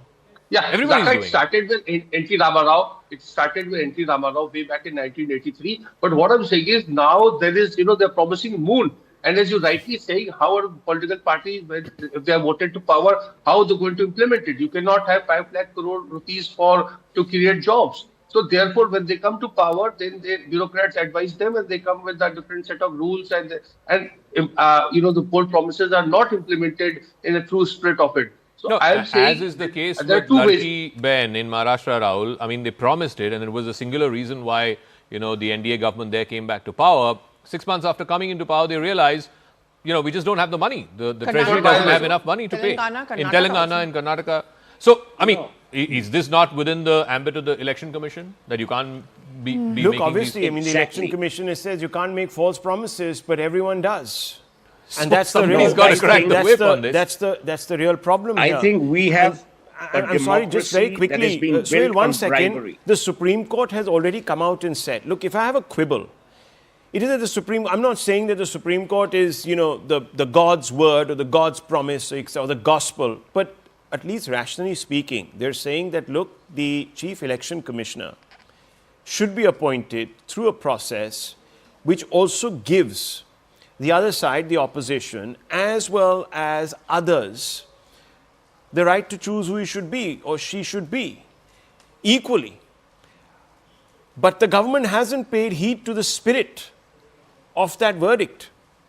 It was very clear that even the Chief Justice of India, this, that, the other. Now, you can say that who is the Chief Justice of India to stand on his soapbox? After all, they appoint themselves and so on and so forth. But look, do something about that then. No, but what about on this case of promising freebies? So what Can't I'm the Chief saying Election is Commissioner that, crack I'm sorry crack to down say, on but it? the Election Commission lets itself down. If there should be a quibble really against the Election Commission, it's not about the vote rolls and so forth. Yes, of course, those are more technical fixes. It is more elemental interventions that they are failing to make. And they're not making them across the board. So I'm not saying that they are being partisan. I'm just saying they're not making them across the board. Look at when the AAP came to power, for example, promising certain things like free Wi-Fi all over the city. Never saw it. They said we're going to put a guard on every bus. Never happened. And so forth. There were many things because they're unaffordable, fundamentally. But the EC doesn't act. It doesn't act across the board. So I'm sorry, but someone needs to come up and... I think we deserve these politicians if we can get swayed by such utter rubbish. A. B. What kind of democracy are you then talking about? I can bribe my way to get your vote? Is that real electoral politics? I can give you money. I can promise anything. The stupid people are on both sides of the aisle. The guys making the promises are stupid and irresponsible. The guys receiving the so-called bribe or freebie are equally reprehensible. Then they have no right to talk about development. You voted because you had money in your pocket. And by the way, Zaka, this is not Nitish Kumar's money. It is the taxpayers' money. Of course. So you're not robbing Peter to pay Paul. You're robbing Peter and you're robbing Paul. You're robbing Peter, who's the taxpayer, and you're robbing Paul of their future. And that is the problem that we're going to see in Bihar. So No, but sometimes Tushar- I believe Tushar is also- these are the leaders we get. Tushar is also joining us. The problem, Tushar, is, and I think Suhail is 100% right. I mean, people are saying whoever gives me, if I get, I mean, for somebody who barely makes two ends meet, if they're being promised and given 10,000 rupees a month, they'll take it. I mean, Aman Sharma, our editor, political editor yesterday was saying, he spoke to these women, some of these women who got these 10,000 rupees. It's supposedly meant to start your own business. Some have bought a goat, some have bought a sari. It means a hell of a lot in a state where, putting 2 meals or 3 meals together for a day is a difficult thing, even in this day and age. No, I think the magnitude of freebies is such now that no one has the struggle putting 2 or 3 meals together. Everyone is getting free food grains, everyone is getting free houses, everyone is getting tap water, everyone is getting whatever they want to. And now on the top of it, if you're giving out money to start a business, sure, some of them will actually start a legitimate business. But what about the rest? So that's a big question actually, and that is something that has been sort of worrying the voters in some pockets also, especially the taxpayers. That is this the model to go for in the future? On the other side, you have an opposition that is saying we'll give a government job to every household. Now, that's not feasible in any universe. Yeah. But then there are voters who will resonate with this promise. There are voters who will go out and vote for this promise. And then there are voters who will say, okay, we voted for you. We've got you elected. Come on, give us that government job. And the government will also make a situation, make an arrangement where that is possible. So all in all, it's not the real issues that are getting attention. It's more about convincing the voters and also, in whatever manner possible. Also look at the narrative that was built up in the media. You've commodified the vote, right? There was a time when everyone in the media across the board was cheering for more MSP for farmers, more free water for farmers, free credit for farmers, loan waivers. So, look, there is a whole ecosystem of Indians that still labor under that socialist, sort of social democrat, to use now the more fashionable word. Socialist democrat. Absolutely hangover. And this is where the problem begins, because then the politician gets an allowance.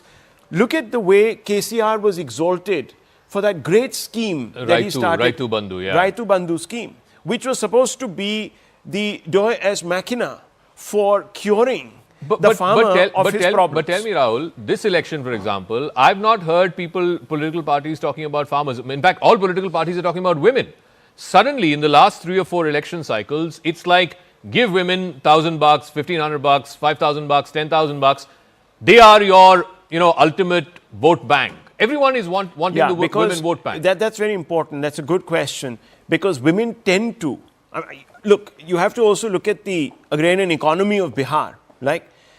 Women tend to be the people in Bihar even now that are sort of holding on to the resource in the family, right? And fundamentally, you have a situation where the woman voter is rising above, at least anecdotally, if you look at the data, those very narrow identities that define male voters. So they are seen as a more agnostic to caste sort of vote bank that can swing the vote. Plus, there are more women voters in any case. Yeah, correct. So that in itself is an incentive. If 10% more women are voting than men, yeah. Well, they're a captive I just want to show that on the magic wall, if I can. Especially in the last election, this was very, very evident. It's the women vote that kind of saved the NDA. At that time, it was sort of three-phased election. It was in phases 2 and 3 that it really turned for the NDA. If you look at the women voter, overall across the state, in the last election, there was 69% women who turned up, and there was 64 or 65% men. So there was about a almost 5% gap between women and men. But in these 71 seats, the gap was 10% more, which means for every 10 men who voted, there were 11 women who voted. There was one extra woman for every 10 male voters. And it's in these 71 seats, which was in phases 2 and 3 in the last election, that the election actually turned. This is where the NDA scored big. It got 46 out of these 71, and the MGB got just 20. So there was almost a 3:5 kind of a ratio, 2:5 kind of ratio in these women-dominated seats. Many of these seats are voting today. Seats in Mithilanchal, in places like Vaishali, in Darbhanga, in Samastipur. These are the seats that are voting today, and this is where the NDA really saved itself in the last election. If these women turn out, and remember in a close election, the overall vote share difference was less than 1% between the Gathbandhan and NDA. But as far as these women voters are concerned, there is a 4%, almost 4.5% gap in a state, in a verdict that was really tightly fought. It was, I think the end result was 125, 115 or something of that sort between the NDA and the MGB. And here you have a 4.5% vote share gap in the 70-odd seats but again, where women dominate. Zaka, it's a male world. It's a man's world, unfortunately. Where are the women candidates? Why aren't they getting equal representation? So what does that tell you? That women are willing to vote even for male candidates as long as that candidate's party has given them... There's identity agnosticism as far as women voters are concerned, unfortunately also. I mean, they need to be also sort of saying, no, actually, hang on. Yeah. We're 50% of the population. We actually vote more than men. Why shouldn't we have more women? And I think it'll make for better politics, by the way. Aman's also joining us here. So, Aman, you were telling us, when you went to Bihar, right after the dates were announced, and you spoke to a lot of these women, Nitish Kumar is banking in a big way on this 10,000 rupees that was announced for women. They're claiming that 1.2, 1.3 crore women have already received that. Why is that making a pivotal difference in this election? See, Zaka, I think we sit in Delhi and, we sometimes if you go to the villages in Bihar, you will actually see the poverty there. Women in Bihar who don't work, and very few of them work, 10,000 rupees, getting it in their bank account, perhaps for the first time in their lives, they've got some money of their own. They don't have to borrow this money from their husband, from their brother. This is their money. It's huge empowerment. I have been to villages in Bihar in the last 2 elections, 2015 election, 2020 election. Still, you'll find children in Bihar's villages barefoot. They don't have a chappal to wear in their feet. The state is so poor when it comes to the villages. So I think this rupees 10,000 amount is a huge, huge deal. I think it was a game changer. Giving it to 1.3 crore women in the state, delivering the money. And Zaka, we've seen in past elections, both sides make promises to women, the money doles. But whichever side gives the money first, gets a first mover advantage, gets into a pole position. And I think Nitish Kumar has managed to do that. I met women, and it's for self-entrepreneurship. So, women have bought, I've met women who bought a goat. She said, this goat will give me milk. I will sell that milk. This is my self-entrepreneurship. Somebody's got a bachda. Somebody's bought a sewing machine. It's a big, big deal. Yes, they may have also bought a sari for themselves, or they must have bought new clothes for their children. But these rupees 10,000 is a big amount, and it's even more enticing because Nitish Kumar has said, I will take you to 2 lakh. And remember that Bihar is a big remittance economy. Yeah. And where does that money come? It comes to the woman of the house to spend eventually on the children, themselves, to keep the house running. So they're the custodian. That's why I said they're the custodians of the money.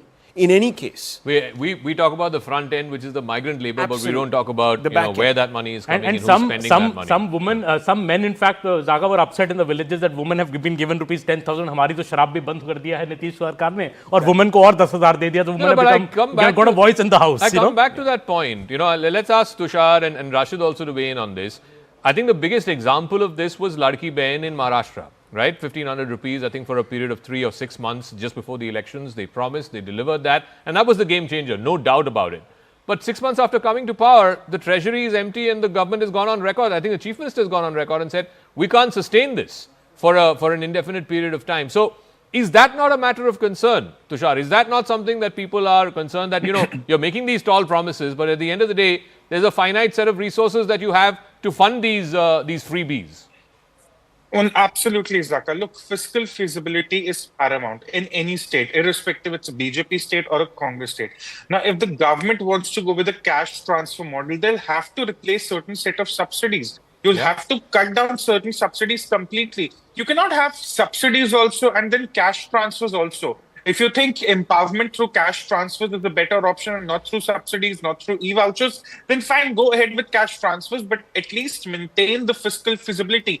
In some non-BJP states, like Punjab, for instance, there is little money left for capex. Just little money. Where are the state governments coming in when it comes to creating long-term assets? We don't know. In Bihar, since you were talking about farmers and agrarian issues, again, next year, Punjab will start campaigning for 2027 March elections. And suddenly you will hear about this MSP demand being legalized. Yeah. Congress will jump in. The Akalis will jump in. Suddenly the Punjab UT belt will be interested in all this. And that is also a fiscal toll on the state budget, on the center's budget. But again, my point is simple. If this is the welfare model you believe in, that money directly into the bank accounts of women is the model we want to go for, then cut down on other subsidies, because at the end of the day, if you as a state government are not creating long-term assets, maybe 5 years, maybe 10 years, but eventually you're going to be in a lot of trouble, and that is what you do not want. Okay, Tushar, just stay on, because the Prime Minister just tweeted about the Phase 1 voting in Bihar. He's in fact got 2 rallies later on today. I think he'll be going to Forbesganj and to Bhagalpur. He'll be speaking to the voters there. He says there's great enthusiasm and he believes that this enthusiasm will translate into a big mandate for the NDA. Bihar is celebrating democracy with enthusiasm. It's a state where the people are very, very aware of their political rights. A very, very deeply political state. So Rashid Kidwai, which is why I thought it was surprising that, at the peak of the SIR thing, when the opposition took it up, in August and in September, and then suddenly they dropped that issue like a hot potato once the campaigning got into full swing, once the dates got announced. It's either that, there was a realization that they picked on the wrong issue, or they felt like that issue was not having resonance after a certain point of time once the final rolls got published and the campaigning began in right earnest. Tejashwi Yadav, I don't think even once mentioned SIR. Yeah, I think, Zakar, about vote chori allegation, political parties within the India Alliance have a different view and different perception. But I again said, like I told you in one of your programs, it is very important because the process of free and fair election should be above suspicion, and that is where I think, as far as the Congress is concerned, they have continued. They spoke yesterday also, and they continue to do so because they feel that the fairness of electoral process is very important, and they are trying to build a whole narrative around it. Who is saying that the process is not, other than the Congress, who is saying that the process is not above board? That the integrity of the process has been compromised? Zaka, what I'm saying, if what Rahul Gandhi said yesterday, see, the digital manipulation is possible, and that needs to be probed. And this is something, it needs to be debated. You cannot just say that 4 women out of those Rahul Gandhi alleged had voted. Fact is that we have had very high level of voting percentage between 5 o'clock to 6 o'clock. The CCTV footage was not shared, and you have this kind of thing. So is it some kind of digital manipulation is taking place? In a democracy, I believe at the end of the day, the most vote determinant issues, the people decide. I'm not sure. I don't know. We'll wait on the 14th and see, whether vote chori and all this SIR irregularities is the most resonant issue to know whether it moved the needle in Bihar. but I suspect not, because Rahul, at the end of the day, yes, 69 lakh, I think 68.5, 69 lakh voters' names were removed from the voter list. A bulk of them are either people who've passed away, or people who've moved out of the state and who no longer reside there, or people who have duplicate or two voter ID cards.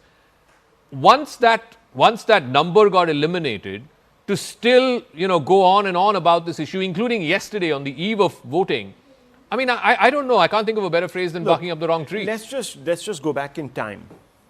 Okay, first you had the EVM issue with EVMs. Yeah. EVMs are manipulatable, if that's the word.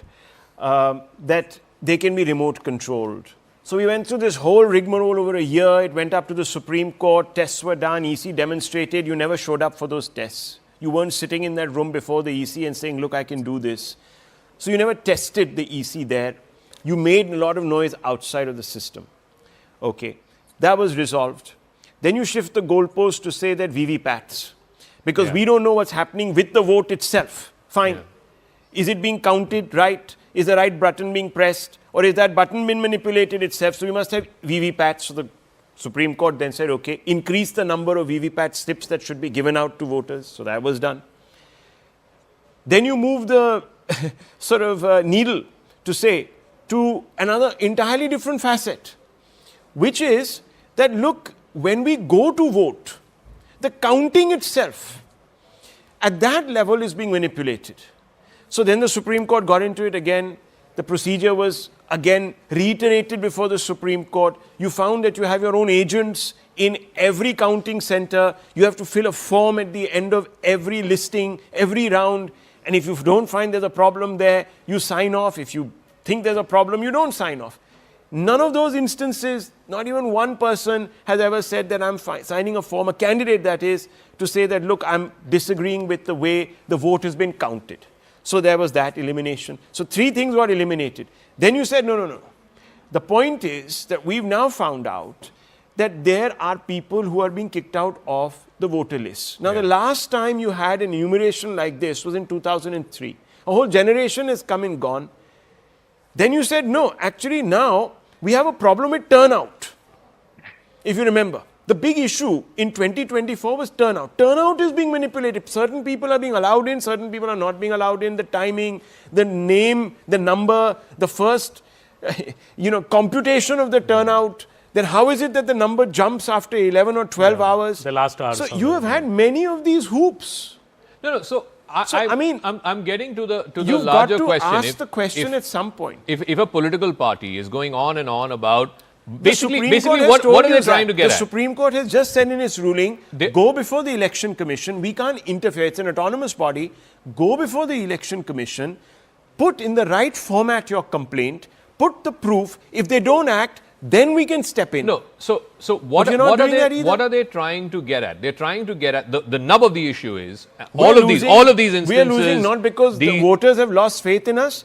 We're losing because the system. The match is belongs. Fixed. The match. The system is rigged. That's right. The point, though, Rashid, is no one's buying that. No one is buying the argument that the system is rigged. Not even the That allies. is the problem. Omar Abdullah said it's not an excuse. This is an excuse. This is not an issue. Yeah. He himself is on record to say it. Then there are people from within the Congress, like Mr. Shashi Tharoor, who said, let's stop blaming the machine. For God's sakes, blame the people. Blame, that is, the people who are running the campaign. So blame who you're putting forth. So, Rashid, this attempt at questioning the integrity of the process, is the process above board, is it just coming up with excuses for actually losing elections? Because I can't understand. Not really. But why is it not catching on? Why is this issue not finding resonance amongst the voters then? Zaka, we must remember in 2009, Mr. L.K. Advani was leader of opposition. He had also raised up an issue about EVM, credibility of EVM. So it's not that just the Congress is saying No, but Mr. Advani lost that election, na? 2009 he lost that election. That's what I'm saying. Zaka, problem is that you're trying to link this fairness of election to the outcome. These are two different things. Because it has to be. If the process is compromised, then by implication, one second, Rashid, let's have an intellectual argument on this, right? If you're saying that the process is compromised, right? The match is fixed, then the result is also fixed, right? That's the by implication of this. And if the result is fixed, then people don't care. That's what you're saying, right? The match is fixed, therefore the winner is decided. The winner is already pre-decided. In a democratic system, if some questions are raised, then these questions need to be answered through a thorough, free and fair probe. Why is that EC is not announcing some kind of probe by former election commissioners, by a retired Supreme Court judge? I don't know. I still think either the opposition is climbing onto this issue. No. A claim has a shelf life of 8 hours today. It is immediately disproved. Rahul Gandhi last time in Anand made a claim about certain voters not existing, this, that, the other. Whether it was newspapers the next morning or TV channels like ours, we went and we checked and we found that, well, you know, sometimes an address is assigned to somebody because they don't have House a place. Zero. That was House the claim Zero. that he made, Zero. So, see also Rahul, I think Bihar is the first state where the election is happening after an SIR, and Bihar is such a politically astute state that even if one voter's vote is taken away, you can expect mayhem. You know, in a village, if there are 5 villagers who say our vote has been taken away, there'll be huge, people really value their vote. Yeah. If 69 lakh people have actually unfairly been taken out of the voter roll, I'm sure there'll be mayhem in Bihar. At one particular booth right now, a bunch of female voters told our reporter Arunima that, look, we have a problem. They are being lakir ka fakir, so to speak. They want us to bring this vote slip in hard copy, but I have it here on my phone. So we contact the EC. The EC says, sorry, this is not part of the process. Even if you have it on your phone, you can vote. Immediately, those ladies are now voting. Absolutely. So that's what I'm saying, that in Bihar, you know, you can't really expect that. I had in fact asked Prashant Kishor when I had met him, as how do you look at this SIR issue and how is it panning out? So he said, look, the thing is, it's not resonating on the ground because a lot of the MGB voters, they were anyway on an alert that, you know, whatever it is, you know, there could be some move. So they have got all their papers together. Actually, the NDA voters are the ones who actually been caught wrong-footed, because many of them are the migrants who work outside and then come back, you know, for Chhat and then stay on to vote. Many of them have a problem getting their papers together and meeting the electoral, the BLO, and making sure that their vote is ensured. But tell me, you know, why Rahul Gandhi has been at it in various iterations, as Rahul just said a moment ago, you know, EVMs to voter turnout and now voter lists, VVPATs. Why would a political party, which is the challenger, go on and on about an issue which seemingly is not resonating on the ground? They want to elect a new people. That's a good point. Rashid, I mean, you have the people. It's we the people. You can't change the people. Absolutely. No. I am saying again, Zaka, I am repeating.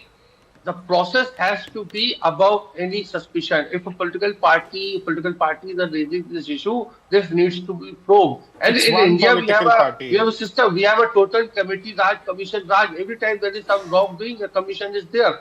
And just one more thing. See, Zaka, in first election in 1951-52, when Sukumar Seth was chief election commissioner, he removed around 1/3 of women voters because they had not given their full name.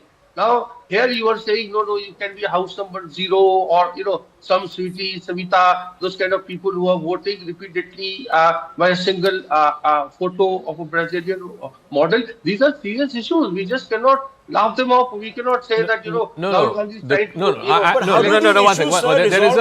They only resolve themselves through a special intensive revision of the voter rolls, and who's opposing that? The contention that Mr. Gandhi made yesterday... One second, Rashid. The contention that he made yesterday was there is this Brazilian lady who's voted 22 times in 10 different booths. That contention has been busted. That contention has been busted today by some of the papers who sent their reporters to those places and said, is it true that this Brazilian lady voted 22 times in 10 booths? She herself has come out and said, I don't know who's used my photograph. I've never voted in an Indian election. And 4 out of these 22, there are women who've gone and voted with those voter ID cards, with the Brazilian woman's photograph on it. But those are genuine voters. So to say that, you know, a Brazilian woman came and voted in Haryana 22 times in 10 different booths is factually incorrect. Right. Forget about it not having resonance on the ground. This is not for me, you, or a media house to respond. It is for the election commission. It is election commission credibility at stake. What are they saying? Rashid, I mean, if the media's job is not to check facts, then what are we doing here? I mean, वही तो हमारा काम है. So another point that I wanted to bring up, Rashid bhai, just explain this to me. YSRCP lost massively, decimated. BRS, TRS lost, decimated. BJD decimated. Left in Tripura decimated. JMM wins, comes back to power against all odds, so to speak, in Jharkhand. None of these parties are talking about, and many other bit parties who were in power in Northeast have gone out. None of them talk about the EVMs, only the Congress. How is this possible, sir? Even the NC has not. No. It is, again, I am saying you and Zaka, you are linking the process with the outcome. That's the thing. So what do you think Rahul Gandhi is doing? His whole press conferences, meri sarkar chori ho gayi. We were winning. And he quotes the same exit polls, showing him in lead in the same exit polls that he held a press conference against and said, these pollsters, I'm going to file FIRs because they're manipulating the markets. Look, these allegations need to be probed. That is what I'm saying. I'm not saying what Rahul Gandhi is saying is correct. Why is EC trying to, start that whole issue? Why can't it come out and say that we are going to have inquiry into it? Sir, if the EC investigates, you will say the EC is investigating its own case. So it is biased. You're not going to accept the EC's investigation. I mean, there is no winning this. Tushar? No, why not? I said former election commissions can do this. No, Zaka, I'll tell you what will happen. Hold on. I'll tell you what will happen. On 14th, if the NDA wins it fair and square, vote chori has happened. If the Mahagathbandhan wins it, the people have responded to vote chori by voting for the RJD alliance. That is how it's going to play out.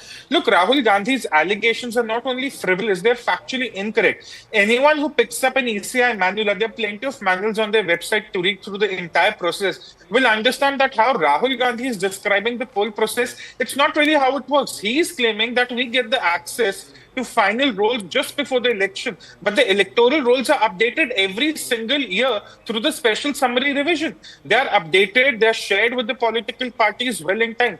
Is Rahul Gandhi claiming that in a booth where the average size is 1,000 electors and 600 to 700 voters, his booth level agents aren't even able to figure out large scale inclusions or deletions? I mean, who's going to take these allegations on face value? And Rahul is right here. We started with EVMs can be hacked via Bluetooth, EVMs can be hacked via USBs, EVMs can have multiple votes added through some sort of a pen drive. And then we came down to some sort of a battery issue with the EVMs. Now we are going to how electoral list is a problem. The electoral list has discrepancies. That's fine. But are you saying all those discrepancies necessarily amount to voters? No. All those voters necessarily amount to BJP voters? No. All those voters, even with all the ECI mechanisms in place at every booth, have voted twice? Absolutely not. So all this is based on a very fancy hypothetical, which Rahul Gandhi backs up with, oh, look, Nayab Saini is smiling. Oh, look, I am telling the truth. You have to believe me because I am telling the truth. Beyond the point, who will believe him? Even the RJD. Look what happened with the Bihar election. The campaign started with Rahul Gandhi doing a very long, elaborate yatra in Bihar in the name of vote chori, where even Tejashwi Yadav was reduced to a shadow figure. People were questioning if he's still the CM candidate or not. And has the RJD in its campaign in the last 1 month even once endorsed the vote chori campaign? Absolutely not. Even today, they are reaching out to the youth in the name of employment. They are reaching out in the name of development, caste and all that. But they are not saying you're voting against vote chori of the NDA. They are not. If your alliance partners, your closest alliance partners in Uttar Pradesh, in Maharashtra, in Bihar, in Jharkhand, in West Bengal are not endorsing this narrative. So one has to really question, is this narrative for the political gallery or for your own party's, theatrics to just stay relevant in the media? That's the question we must ask. All right. We'll take a break on that note. When we come back, we'll talk about the issues that actually matter to the people of Bihar, whether it is jobs, unemployment, health, education, etc. And of course, these freebies galore on both sides, frankly, on both sides. I'm going to take a quick break, but when we come back, we'll talk about that and more in just a moment.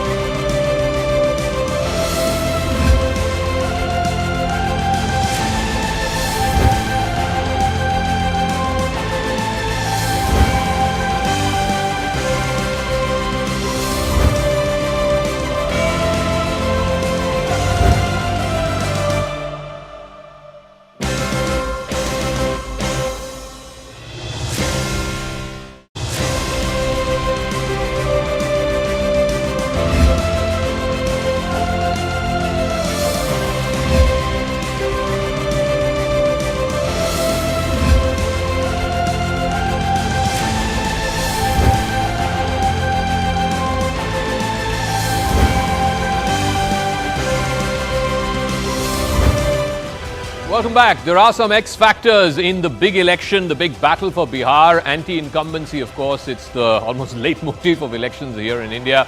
But Nitish Kumar, he's been Chief Minister for the last 20 years, almost uninterrupted other than that brief interim with Jitin Ram Manjhi. So he's on the ticket. It's going to be a test of Nitish Kumar and whether he can withstand 20 years of anti-incumbency and get another 5-year term. So that's going to be the number one X factor. Women voters. And we saw this last election. It's the women who saved the day for the NDA in phases 2 and 3. Will they change the balance of power? This is a constituency that Nitish Kumar has cultivated over the last 20 years. The Mahagathbandhan is also wooing them with 30,000 rupees for Jivika Didis, etc. Then there is the SIR, and we've talked about this. The opposition made this into the biggest issue before the election dates got announced, all through August and September, through the Voter Adhikar Yatra, but then suddenly no one's talking about SIR. And then the NDA has put the spotlight on what they call the Jungle Raj. Everyone from the Prime Minister downwards has talked about, the bad old days of the 1990s. But the MGB is trying to sort of turn that on its head with the arrest of this JDU candidate, Anand Singh. He's behind bars. The rising crime graph in the last few months in Patna city. Will it stick, though, on Nitish Kumar and the JDU? We'll see. And lastly, the great unknown, which is Prashant Kishor. He's drawing crowds, particularly young people. They say they like his messaging. But is Bihar ready for a caste agnostic sort of politics? Will he just, flatter to deceive, as it were? I believe Nitish Kumar has just come out. All right, Payal, I believe, is there where at the voting booth where Nitish Kumar will be voting. So, yeah, Payal, go ahead, take it away. Well, Nitish Kumar is expected to reach around 10 a.m. in the morning, but the preparations are certainly in place. You can see the security being beefed up as well. But there is a queue that is really over here as well. And we'll have to just try and get hold of some people and speak to them, especially the fact we'll have to just wait here, Zaka, because, we can't go any further as well. But 10 o'clock in the morning, the security is here, the protocol department is here. Everybody is waiting for Nitish Kumar to come, and it's going to be a very crucial election for his party, for him, and a very crucial vote for him as well, because he obviously, is been the face of development. A lot of women queuing up at this booth as well. You can see the old, the young, all of them really come up and, cast their vote. And this is the beauty of our democracy. This is actually the festival of democracy that we actually see in this country, where people take each and every ballot very, very seriously as well. I'm going to connect with you in some time from now when Nitish Kumar is just here, Zaka. All right. Thanks for that, Payal. I keep coming back to this whole SIR exercise, vote chori, voter adhikar yatra. At that time, at least drawing by the crowds that Rahul Gandhi was drawing, it was like, oh, he's arrived and he's creating, a big splash there in Bihar. But then he didn't go to campaign. I think he didn't go to campaign for a good, 15, 20 days after the dates were, So there was basically 2 months, in the September interim. 1st and then he went at the end of October. Yeah, there's a statistic actually that Rahul, Priyanka and Kharge, the total number of rallies they have done, PM has done the same number of rallies alone. So that speaks of the campaign, how Rahul Gandhi just did these 2 joint rallies with Tejashwi, and then, he did his few other rallies where he also spoke of SIR again and vote chori, which obviously is not getting any any traction on the ground. But I think, Zaka, the big issue, I think this election will be determined by the women of Bihar. There is multiple issues in that. Number one, of course, tied to the women vote is the Jungle Raj issue as well. Women in Bihar really fear that if RJD comes back, the pre-Lalu era is going to come back, and that is one reason that for the last 4 elections, they have voted for Nitish Kumar, and that remains. What is adding to that? I think this time even more solidifying the women vote, besides this Jungle Raj factor and the prohibition, which of course a big gift of Nitish, is this rupees 10,000 scheme. You travel in Bihar, you find women have actually got the money. And Nitish Kumar did the smart thing, I believe, because Tejashwi was the first one to announce that they'll give rupees 2,500 per month to women if they come to power. Nitish gave 10,000 in one go. So, women have actually got the amount. That has forced Tejashwi to now say that on Makar Sankranti in January, I will give rupees 30,000 in one go, the 2,500 rupees of the whole year. They've already bought livestock, chickens, yes, they bought. whatever they want to do. So I think the woman vote, is a big factor in this election. I think Nitish Kumar has managed to solidify his vote bank. And but Rashid was making that point that this is akin to voter bribery. This is what it is. I mean, if this whole thing is about, wasn't that the point you were making, Rashid, that this is like bribing the voter? Absolutely. This is auctioning of votes and vote going to the highest bidder kind of thing. Auctioning the vote. Is that how the women of Bihar see it? Yes, but then the Election Commission should step in and say it, because the only thing that the Election Commission has done with regard to freebies is to ask political parties that make these promises to also give out the financial wherewithal.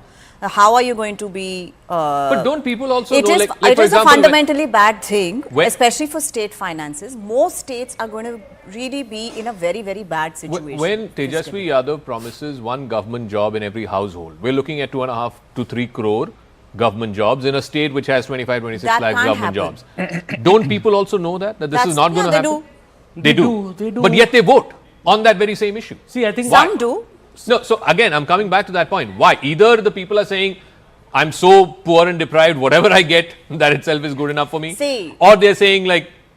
See, we talk about the Indian state and cradle to the grave and all sorts of things, but actually what people get from the Indian state in return for their direct and indirect taxes is actually very little.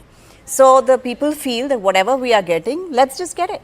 Oh, is it as Rahul keeps saying, you know, if these guys are giving us in lieu of votes, we are okay. The famous phrase in India is "My Baap Sarkar." You're still, it's still a patronage state. I mean, that's what you've been saying for a very long time. In 2001, I wrote an editorial trying to explain how is it that the DMK that had given out so much basically lost to AIDMK, and my editor called it the Westminster model, the headline for the editorial. And basically, it was just about who could promise, who could give more from the exchequer to the voter. And the voter also feels that it's his due. It's his due. But the jobs thing also, Zaka, I think jobs has the most relevance, bigger relevance in Bihar, because unemployment is a serious problem. This is the state sending the highest number of migrants to other states for jobs. So, you know, when I traveled to the ground at this time, I saw at every press conference, you know, besides the traditional media, there are at least 100 YouTubers. You know, these are young men and women who have not found a job in Bihar, who have taken to YouTube and news to create their own revenue stream. It speaks of the system. And, you know, jobs, I think, when Tejashwi Yadav says, I will give 3 crore jobs, government jobs, people feel that 3 crore nahi dega, 1 crore to dega na, shayad mujhe mil jaye. And mind it, we all said it is unfeasible, but BJP was forced to follow Tejashwi Yadav and say in their manifesto that we will give 1 crore jobs after ridiculing Tejashwi Yadav for his 3 crore jobs promise. So I think both the parties realize that jobs is a huge issue, unemployment is a huge issue. You will go to Patna and go to, you know, Fraser Road, and you will find these coaching centers all over that place. People are trying to get into UPSC, people are trying to get into competitive exams because there is simply no government job available. So, but tell me, Aman, so why is that not held as the failure of the incumbent? I mean, the incumbent has been there for 2 decades. The incumbent has to be held accountable for why they have not created jobs. It is held against him. It is. And when you speak to the young people who, you know, the Prashant Kishor and both Tejashwi Yadav are trying to quote in this election, they are, even today, Tejashwi Yadav has tweeted, Gen Z, please go and vote. He is trying to tell, and he successfully, I think, managed to convince the young voter of Bihar that there is no future for you in Bihar unless we come to power, bring industry, bring jobs here, because Nitish Kumar has failed to give those jobs, and that is a fact on the ground. The job situation is not developed in a way it should have over the last 20 years, but there are other issues because there's no industry there. You know, how do you create jobs? Either you give government jobs or you get private industry to come set up shop and security, then comes industry. Yeah, so it's all interlinked. There is no industry in Bihar. You know, now NDA is speaking about setting up a semiconductor plant in Bihar. Good luck, you know, if that happens. But first you have to bring the heavyweights, the Tatas and the, you know, other big industry houses to Bihar and come set up shop there. That has happened in UP. For example, Yogi has managed to do that, but Nitish Kumar somehow was not able to do that. Mr. Love? I agree with a lot of what Aman is saying, but the point is that this all comes down to the question of alternatives. You know, what is it that you want? I mean, when Tejashwi Yadav talks about bringing in industry and says, I admire Tamil Nadu Chief Minister M.K. Stalin because he can go out and, you know, get investment into his own state, etc. I mean, if you compare Bihar and Tamil Nadu, there is a huge history of, you know, industrialization and encouragement despite the freebie politics that has taken place in that state. And in Bihar, you know, if you talk about what happened during Lalu Prasad Yadav's regime or his wife's regime, you know, you have all these stories about, you know, law and order issues, people being picked up for rangdari or, you know, extortion.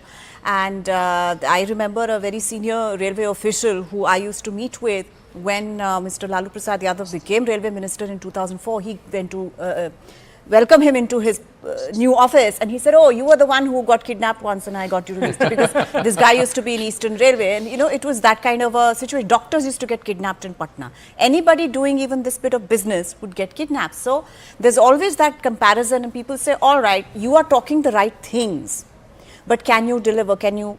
Is the situation? So it boils down to is the social coalition that is backing you? Will it allow it no, to so happen? it boils down to Tejashwi Yadav is not able to shake off this legacy of He his needs father to. or No. his mother. Yeah. That's what it boils down to. Yes. He Right? hasn't put Lalu Prasad's picture on any of his posters. If you go to the RJD office in Patna, it is a strange sight, and Pallavi did that story about that you can't find a Lalu Prasad picture in the RJD office anymore, any poster. So he's definitely tried to keep Lalu Prasad out of the posters, because he thinks the moment you put him there... On whose money does he finance these elections? Yeah, obviously, we all know that, If but... you have some votes, somebody will finance it for you. Tushar, so, you know, what I find fascinating is that if everyone is saying, and even anecdotally everyone is saying, for young people, jobs are the issue, employment is the issue, you know, they have to migrate from the state is the issue, why is that not resonating against the incumbent and in favor of the challenger? It's either that people don't trust the challenger to solve that problem, or they feel like, you know, this issue is anyway, this is the curse of the place. I mean, we're going to just live with this. No, Zaka, you know, when it comes to not just Bihar but pan-India, trust is a very big factor between the BJP and the non-BJP parties, not just with respect to freebies, also with respect to employment, industry, and the whole business and employment generation part. People trust the BJP to solve a lot of problems, but the same trust is often not showcased to a lot of regional parties, and especially the Congress as well. Now, today, the battle in Bihar is going to be, are enough women voters going to turn up for the NDA, or there are going to be enough young voters swinging the vote towards the Mahagathbandhan away from the NDA. Tejashwi Yadav's best hope is that the youth actually rally behind him, lock, stock and barrel, and that actually might be a shifting point in this entire election. I personally wanted JDU to fight on lesser number of seats than the BJP, perhaps a 90, 110 kind of a combination, because of the whole anti-incumbency against Nitish Kumar, because of this urge within the young voters to go for a change, and that's very natural amongst them. The kind of aspirations they have, Aman just pointed out how most of them are signing up on YouTube, other social media channels to create a revenue stream for themselves. So they are also looking at their own aspirations. They have been having the internet for the last 5-7 years. They're looking how the world is moving around them, how other states, say Uttar Pradesh or even Jharkhand or Chhattisgarh is moving on. And they probably feel that lack of opportunities. And that is where Tejashwi Yadav offers some ray of hope for them. They might not agree with his politics, but this idea that maybe I could be the one who gets a government job and I'll be settled for life. That's the mindset with which they might go to the voting booths. And if they are, what can the NDA really do? Their best hope is the women voters. Tejashwi Yadav's best hope is the youth voters. And they all will bank on their primary voter bank, like the Muslim Yadav for the Mahagathbandhan and the non-Yadav OBCs and the EVCs for the NDA. But at the end of the day, it's within this 10% that the election would really be decided. And that is where I think the trust becomes an important factor. How many women trust that Tejashwi Yadav is not going to be like Lalu Prasad Yadav when it comes to being a chief minister?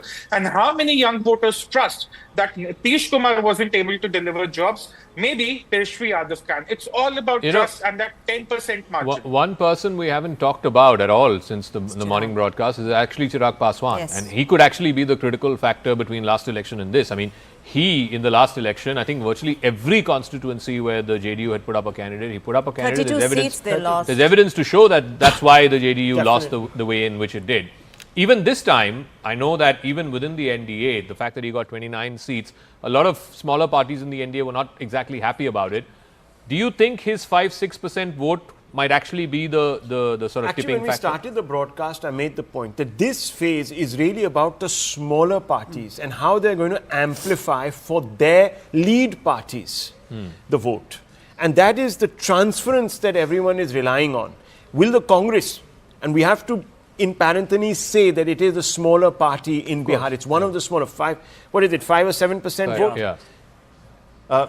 7% vote, I think, for the Congress. Less than that, 6%. Yeah, something like that. Yeah. So basically, it must be able to transfer its vote to the RJD.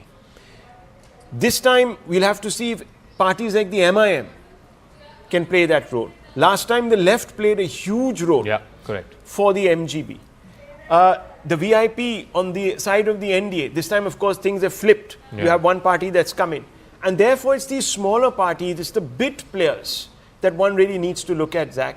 And I think that maybe if you have some sort of a display there, data display, we can look at really how much these smaller parties actually bring to the table and how effective they are. Let's look at that on the magic wall. This was, it was a very close election, like I said, 125 to 110. But if you were to break down the NDA, last time around, remember, Chirag Paswan got 5.5%, more than 5.5% of the vote. He was fighting separately, just one seat. But largely, he put up candidates in all of those constituencies where the JDU had put up a candidate. He got 5.5%, almost 6% of the vote, but only one seat. But what he did in the process was spoil the chances of the JDU. If you look at the JDU's number, even though they fought, I think the JDU last time around fought one seat more than the BJP, if I'm not mistaken. But the BJP ended up with 74 seats. And the JDU just 43, even though they contested almost near equal seats. And the reason why that happened was because a lot of the JDU candidates got hurt by Chirag Paswan. Remember, at that time, his uncle, there was this whole fight going on between uncle and nephew. The uncle was with the NDA, but he was not of much help. It was the nephew who contested on his own and put up candidates against JDU candidates, and he managed to reduce the JDU from their sort of 18-19% down to about 15%. So that loss of 2-3% made all the difference last time around, and that's how the JDU went down to just 43 seats. If you were to look at the Mahagathbandhan, and I'm going to just play that out again on the other side, the Mahagathbandhan, at that time, the VIP party was not with the Mahagathbandhan. They were on the other side. They were with the NDA. And despite that, the VIP party ended up with 4 seats with just 1.5% vote share. Just do that comparison. The LJP had 5.5% vote share, 1 seat. The VIP had 1.5% vote share, but 4 seats. Now this party is not on this side of the coalition. They're on the other side of the ledger.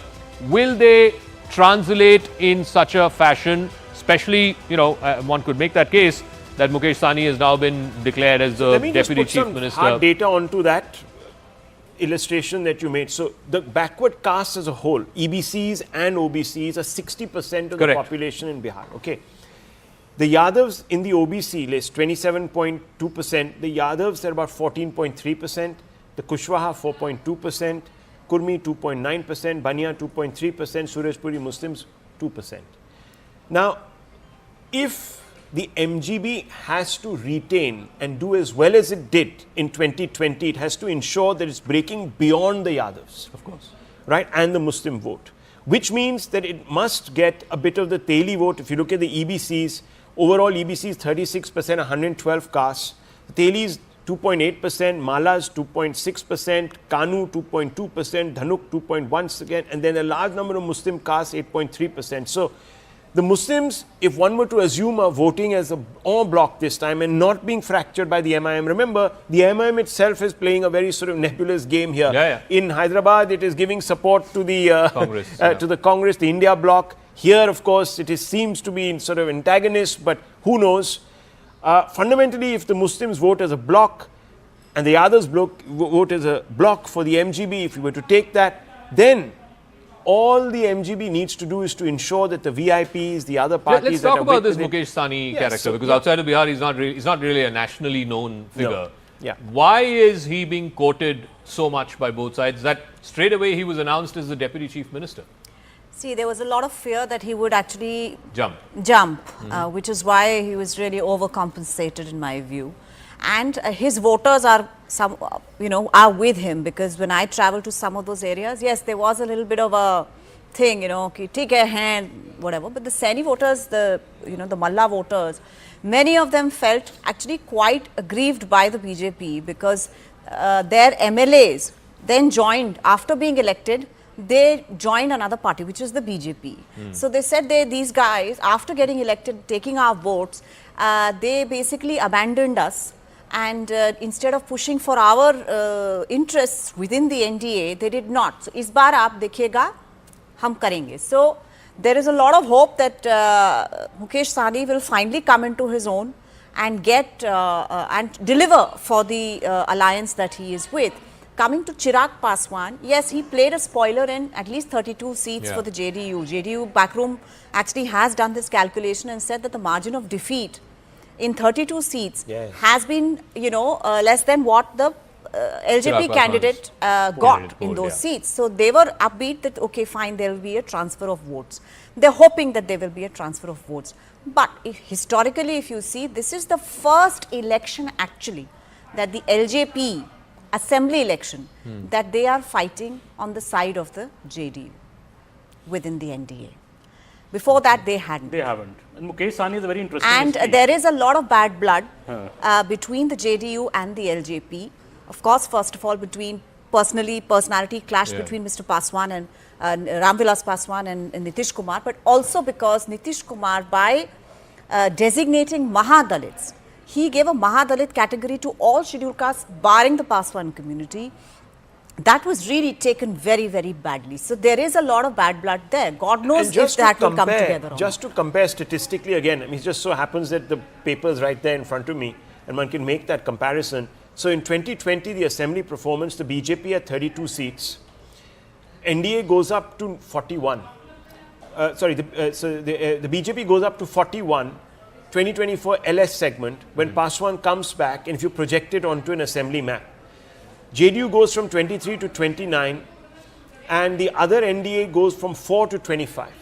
So that is the effect of this vote transference, if it works optimally. If it works on the ground. See, it's very clear that, in what Bihar, I had heard was that when this seat adjustment was announced, with 29 seats to the LJP, it seems that Nitish Kumar was furious.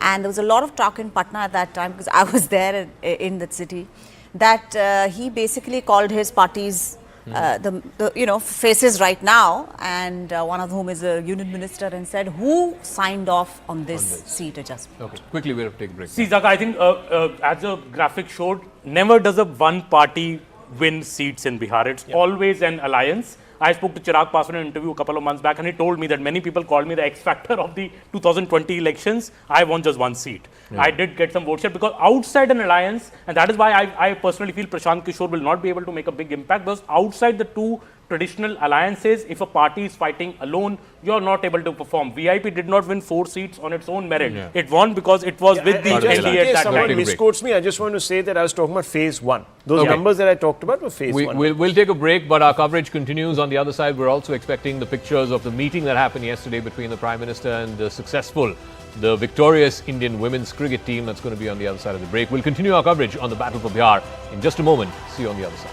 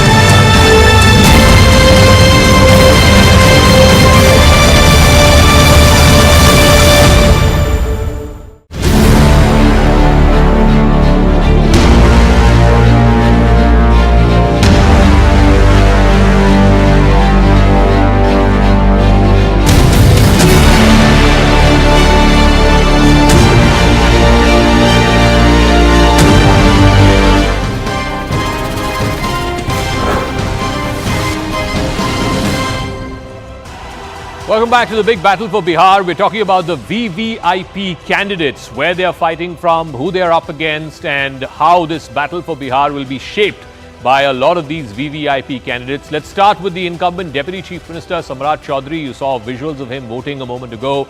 He's, of course, the BJP incumbent from Munger. He's fighting from there. Ram Kripal Yadav, former Union Minister, again of the BJP, fighting from Danapur. You have Maithili Thakur, who is possibly one of the youngest candidates in the fray. She's fighting for the BJP from Alinagar. We don't know how easy or difficult her election campaign is going to be. Mangal Pandey, who used to be with the BJP, used to be the state president sometime back. He's fighting for the BJP in Siwan, which of course used to be the RJD stronghold at one point of time.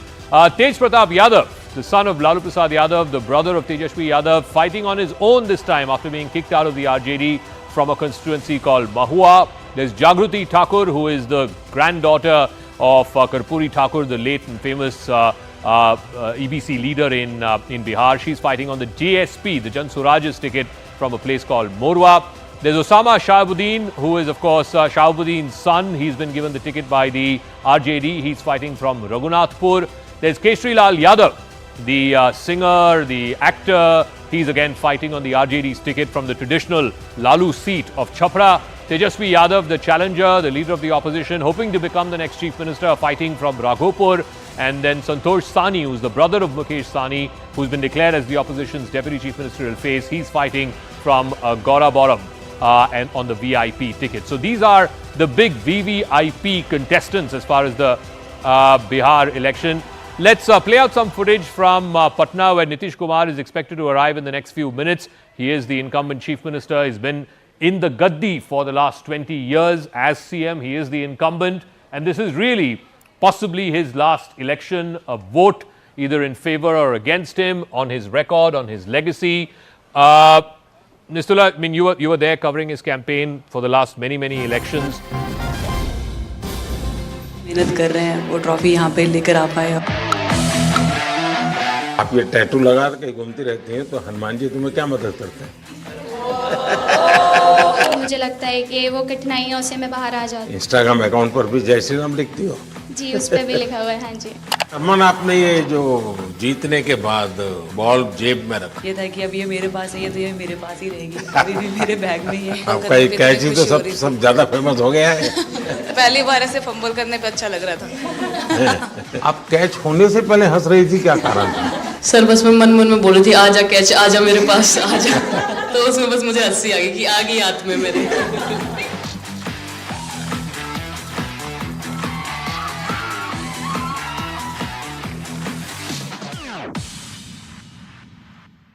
बहुत बड़ा आज का दिन है, देव दिवाली भी है और गुरु पर्व भी है, तो बड़ा महत्वपूर्ण दिवस है। Happy Gurpurab sir. आप सबको बहुत शुभकामनाएं।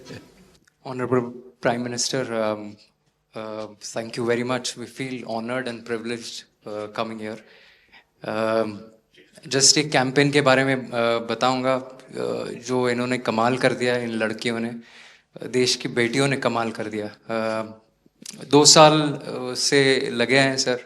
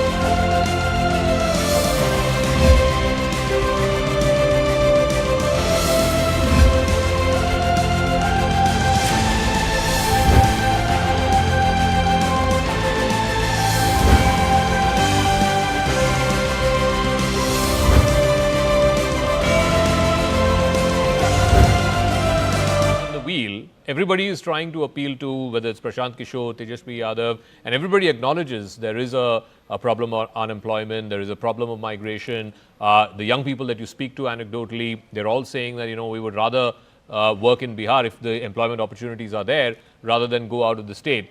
But somehow the opposition has not been able to garner the results from it. They have not been able to pin the incumbent as the reason why there are no jobs in Bihar. Why is that? Zaka, conventional wisdom would perhaps say this. But if you look at, elections in Odisha, if you look at elections in Andhra, if you look at assembly elections in Rajasthan, see, the incumbent government looked quite, solid or on a strong wicket, and they had a lot of populist schemes in this women's center. YSR lost, and so did Navin Babu also, and he had a very good image, just like Nitish Kumar. So what I'm saying is, it also depends upon, the political climate of the state. In this election, Zaka, if you look at Tejashwi Yadav has also repackaged himself, and if you look at the Congress and the entire alliance that Mahagathbandhan has, there is a greater diversity, and particularly relating to economically backward classes. So if that mantra clicks, then I think Mr. Nitish Kumar will be in trouble. Otherwise, of course, money, particularly welfare schemes in women's kitty, is always advantage. Just Zaka, just to illustrate, in Darbhanga yesterday I was talking to some people. They said over 20,000 women have benefited. They've got 10,000 rupees or more. Now, if our family size, our extended family size is 10, then you have a lot more voters for the government. But in politics, Rahul would vouch, it doesn't work that way. It's not that you transfer money and you have votes. There are a lot of other factors also play, a very significant role. But this whole thing, Rahul, about, Tejashwi has also been making this pitch that Nitish is old, it's time for a new generation to take over the politics of the state. Whenever there are aging leaders, it works two ways. Either he's able to create a degree of sympathy, and the people feel like, we shouldn't let him down in his final few years. After all, he has been a political icon of the state. So that's one way in which it happens. Or the other is, people have said, okay, it's time to move on. It's time for a new generation to take over, as we saw, for example, in Odisha last year. Which of these two do you think could likely play out in Bihar? So let me first also say something about this MY combination that you are saying, because see, the reason why this is a new emerging sort of like Mahila Yuva vote, because the caste and religious identities with parties are now seen settled. You know where upper caste are heading to, you know where Muslims or Yadav heading to. So that, because that's settled, all parties are trying to get a plus vote. And the plus vote, they are thinking in terms of cutting across the section. So while, for example, NDA seems to have an advantage among women voters, MGB seems to have that advantage among young men, right? And the migration and jobs, government jobs are largely focused on this young men trying to, so they're trying to woo. Whether they will succeed or not, that's a different thing. And perhaps it's linked to why Tejashwi is trying to project himself as sort of like a face of young leaders or new generation and that kind of thing. Will in Bihar, it would be like Odisha, or Nitish would get another chance? That we'll find out on 14th November. But what seems to be happening, that there is no clear anti-incumbency sentiment against Nitish Kumar. If I have to go on a hunch, I would say the sense of fatigue was greater at least in 2020 than in 2025. And it might be happening, like, more than sympathy. I think some of the reportages that I have read in different newspapers, Nitish Kumar seems to be sort of like guardian of Bihar, right? At least this was a story in one of the newspapers. And somebody actually told me this story, that a voter, and might be loyal JDU voter, he was asked that Nitish's health is not doing well, and the voter basically replied this reporter back saying that, "हमारे लिए ठीक है." right? So आपके लिए स्वास्थ्य खराब होगा, हमारे लिए ठीक है. Till we are getting what we want, it works for us, right? Okay. So I think at the moment there is, if you want to say, there is more of like sympathy than anti-incumbency sentiment. Okay, Rahul, Rashid, stay on with us. I just want to also bring our viewers up to speed with what our News18.com team has done. There are two games that they've developed on our website, news18.com, in relation to the Bihar election. One is called Kursi Catcher. You can go to news18.com/Kursi Catcher and you start the game. This is basically what it happens. Doraya, Bakhtiarpur, Nabinagar, these are all various sort of constituencies, Gandhinagar, and if you try to catch, it goes incorrect. If you try to catch again, Mandi is a constituency, again it goes incorrect. So this is one game that you could try out. Just go to news18.com/game/Kursi Catcher, and you have a second game that they've developed. It's called Result Rewind. Again, you play the game level 1, which is the alliance mode. which alliance won this seat in 2015? Choose the correct answer. Let's just say the MGB won that. That's the wrong answer. Others won this seat. So you can go and play this game. It's called Result Rewind on news18.com/games/result rewind. These two games that they've developed.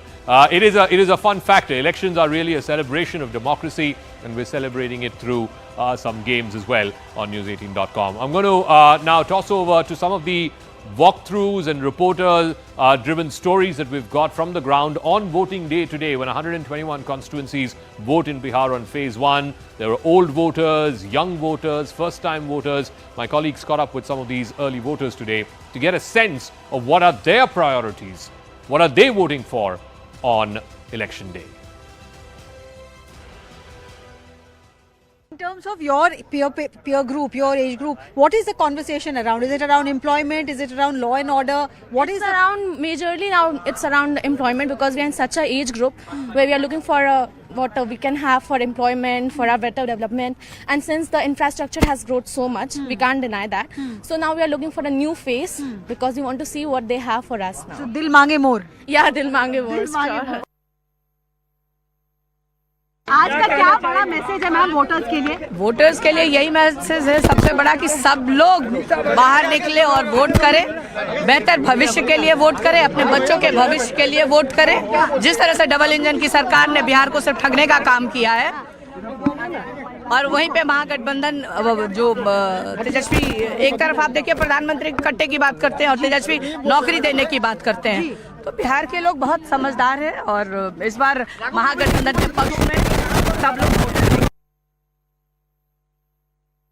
Sanjay ji, बहुत एक महत्वपूर्ण election है NDA के लिए, कितने आश्वस्त हैं आप लोग? हम लोग काफी आश्वस्त हैं और मुझे लगता है कि हम लोग चुनाव कैंपेन में भी जब घूम रहे थे और आज सुबह से जो लाइन देख रहे हैं या जो रिपोर्ट आ रहा है, ये बिल्कुल लोग मन बना चुका है. और मन ही नहीं बना चुका है, लोग डिसाइड कर चुका है कि फिर से एनडीए सरकार बना. आपको लगता है कि बिहार की जनता को समझ आएगा कि जंगल राज का क्या इम्पैक्ट और गुड गवर्नेंस का? बिल्कुल है, बिल्कुल मार्क डिफरेंस लोग देखता है और उनको, क्योंकि वो देख चुका है, भुगत चुका है. और नीतीश कुमार जी का काम भी 20 साल का देख रहा है, उनके सामने में है ना. हम ऐसे ही आपके कैमरा पे बोल देंगे तो क्यों कोई ट्रस्ट करेगा? वो देखता है कि बिजली मिल रहा है, वो देखता है कि रोड ठीक हो गया, वो देखता है कि महिलाओं के जीवन में कितना बड़ा सुधार हुआ है. और सबसे बड़ी बात कि ये जो डबल इंजन की सरकार है, केंद्र में आदरणीय प्रधानमंत्री नरेंद्र मोदी जी और बिहार में नीतीश कुमार जी, तो ये लोगों को लगता है कि ये मूवमेंट है बिहार का, ये नहीं चुकना. एक आखिरी सवाल आपको पूछना है कि लोग कहते हैं, सेंटर के लोग कहते हैं कि नीतीश कुमार जी हमेशा बहुत अलर्ट रहते हैं. आज आपसे पूछ रहे हैं कि कितना वोट परसेंटेज हुआ, कहाँ चेक करवा रहे थे लाइन क्या है, कितना वोट परसेंट चल रहा है बिहार में, कहाँ क्या है, उस एरिया में चेक कीजिए. वो पता कर रहे हैं कैसे लोग वोट करने कर रहे हैं.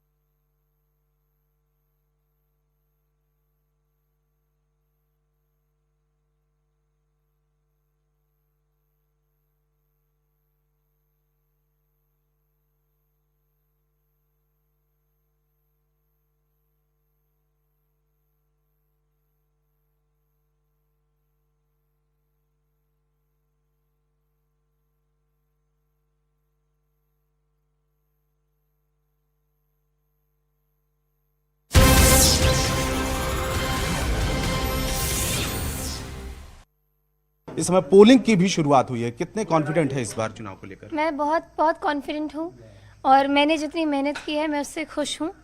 और आगे जैसे जो होने वाला है, पूरी संगठन मेरे साथ है, पूरे लोग मेरे साथ हैं, पूरी जनता जनार्दन का प्यार मेरे साथ है। जो होगा अच्छा होगा।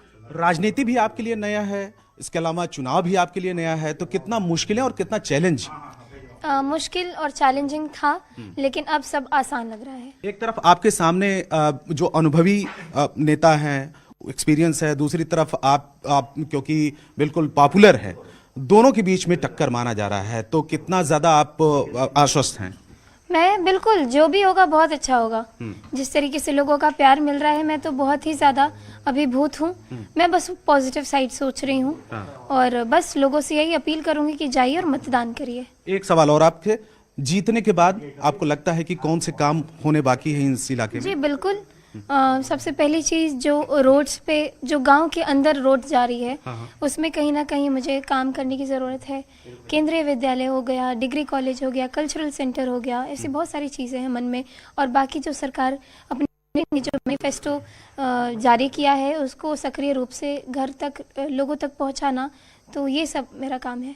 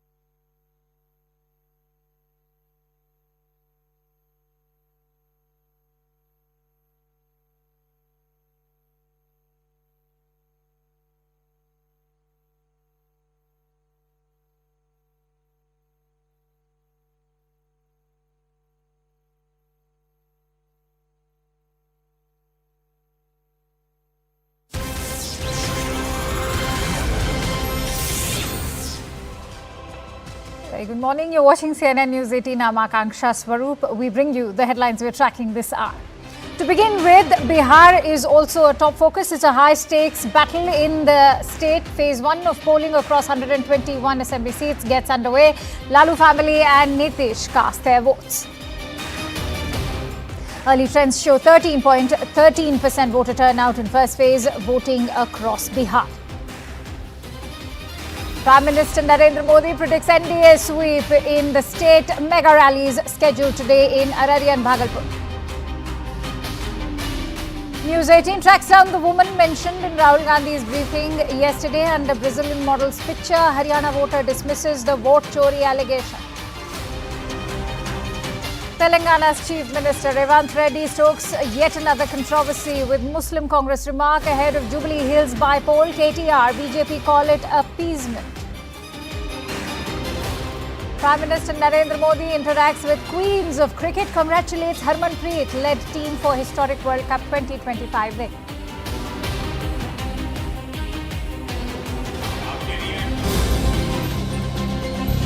Alright, bringing you breaking inputs. This after Congress MP and leader of opposition in the Lok Sabha Rahul Gandhi's Sarkar Chori claimed the Brazilian model mentioned by him yesterday in that press briefing has now reacted to the charge, saying that an old photograph of her is being used and she is not a part of any election fraud. This Brazilian model is by the name Larissa. Listen in to her reaction.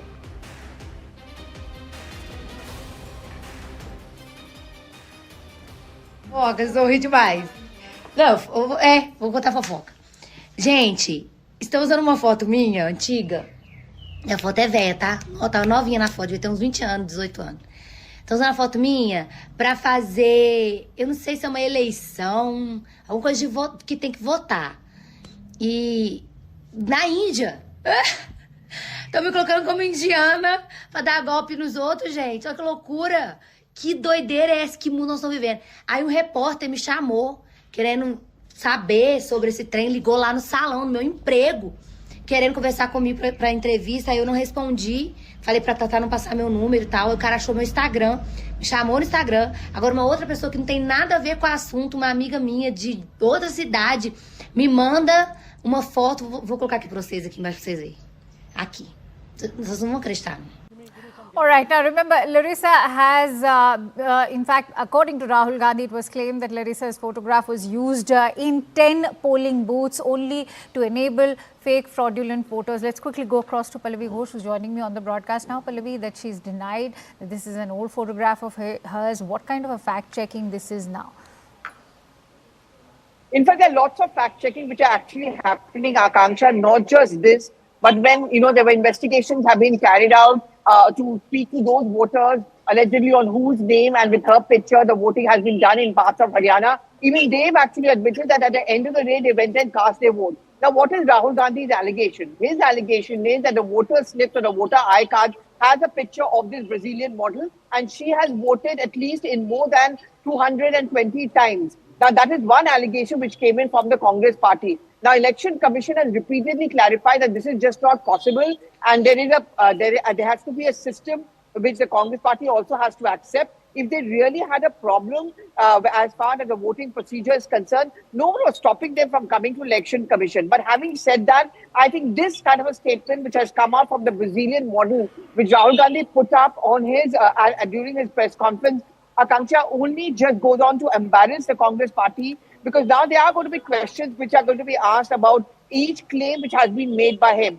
Last time round, remember, when he had made similar allegations as far as Maharashtra and Karnataka was concerned, the Election Commission had come out with counter evidence to show that all the claims he had made were wrong. They were genuine people who had voted. Second thing, what is being said is that when Rahul Gandhi puts up this picture and he's making these points, it only emboldens the case of having an SIR. So is Rahul Gandhi ended up supporting the idea of SIR? Because the entire the purpose of an SIR, Akanksha, and which is why it is done periodically, is to ensure that the voter lists are updated. There are multiple people from different addresses, one person from multiple addresses. That is what an SIR is all about, which the Election Commission is defending. Absolutely, but this phase of the Brazilian model has become quite a curious case for the entire country now. And stay with me, Pallavi, because News 18 has managed to track down all those voters whose names were there, but perhaps under the picture of this Brazilian model. After Congress MP Rahul Gandhi's Sarkar Chori claim, News 18 tracked down this voter in Haryana, Pinky Joginder Kaushik, who has now dismissed Rahul Gandhi's allegation of vote chori. The voter further claimed that there was a photo misprint in her voter ID. However, she did cast her vote using voter slip and further denied any wrongdoing. Let's in fact play out that conversation for you. खुद vote डालने के लिए गए थे आप? हाँ जी, हम खुद वोट डालने गए थे यहीं गांव के स्कूल में। एक बात कही जा रही है कि आपकी जगह वोट किसी और ने डाल दिया आपकी तो? हाँ जी, किसी और नहीं, नाम सेम है, फोटो में मिस्टेक हुई है। फोटो किसी और की डाली, वोट मैंने खुद डाली थी। किसी ने कोई दबाव तो नहीं, ये तो नहीं बोलते थे आप पहुंचे तो वोट डाल गया कोई? नहीं, स्लिप खुद घर आई थी, फिर हमने स्लिप के थ्रू वोट डाली है, मैंने खुद डाली है। Pinky Kaushik over there going on record to maintain that she did cast her vote even though there was a misprint as far as the picture is concerned. Let's quickly take that with Pallavi as well. So Pallavi, as far as Larissa's picture is concerned, according to Rahul Gandhi, her picture was used in over 10 booths and 22 fake fraudulent votes were cast. But this is Pinky Kaushik's statement that's just come in. What does this now mean in terms of the maths as far as the narrative is concerned? Yeah, Akanksha, it is very clear that what Pinky Kaushik's statement makes it clear is that there was no fake vote which was cast. It was a genuine vote which was cast. She cast a vote. She was not under any kind of pressure. But yes, she admits that the picture was wrong. And that is exactly what the SIR is all about. We know those epic cards that they are talking about. We know that there are photo identities that we are talking about. Election Commission on multiple press conferences and platforms has accepted and admitted the fact that there may be a certain amount of irregularities. But that is exactly what we are trying to do. We are trying to correct the wrong, whatever the loopholes, which means sometimes the wrong address has been put out, multiple address has been put out, or even the correct picture has not gone up. So that is why when all of us are given those epic forms to fill up, we are expected to put up the right picture and given our details, and those are going to come out in the revised voter list. This happens, Akanksha. For example, when we apply for Aadhaar cards, your passport, your details are often periodically updated. When we go in for renewal of our, say, I-cards or government I-cards, or even as a journalist, the PIB I-cards, we are expected to update our details, either an updated picture, updated address.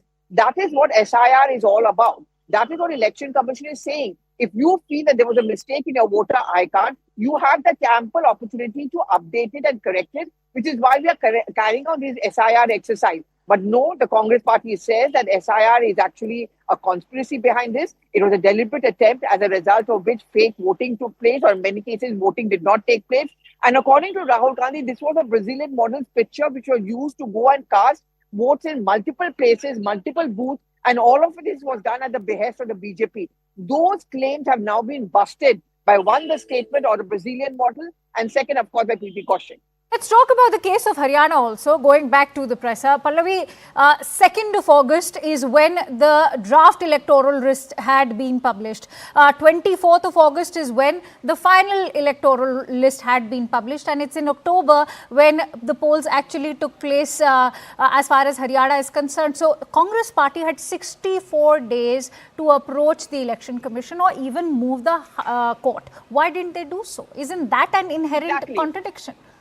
Absolutely, you're absolutely right, Akanksha. That's precisely the question which the Election Commission, the BJP is asking. You have to just go to a Nirvachan Sadan or to your state commissions and you have to put forward your objections and ask for those corrections. But what is the Congress's logic? कि जो चोरी करता है उसी के पास जाके चोरी का कंप्लेन कैसे करें? Which is, in other words, the Election Commission is the thief. They are stealing the votes and they are doing it under the behest of the BJP. So why should we go to Election Commission? Now this doesn't lie. Figures and figures have been put out to show that there are multiple occasions when there has been zero response coming in from the Congress party. We all reported it, we saw it when that Makar Dwar to the Election Commission march happened. That was the very day where EC had invited representatives of 15 political parties of the India bloc. Please come and meet us.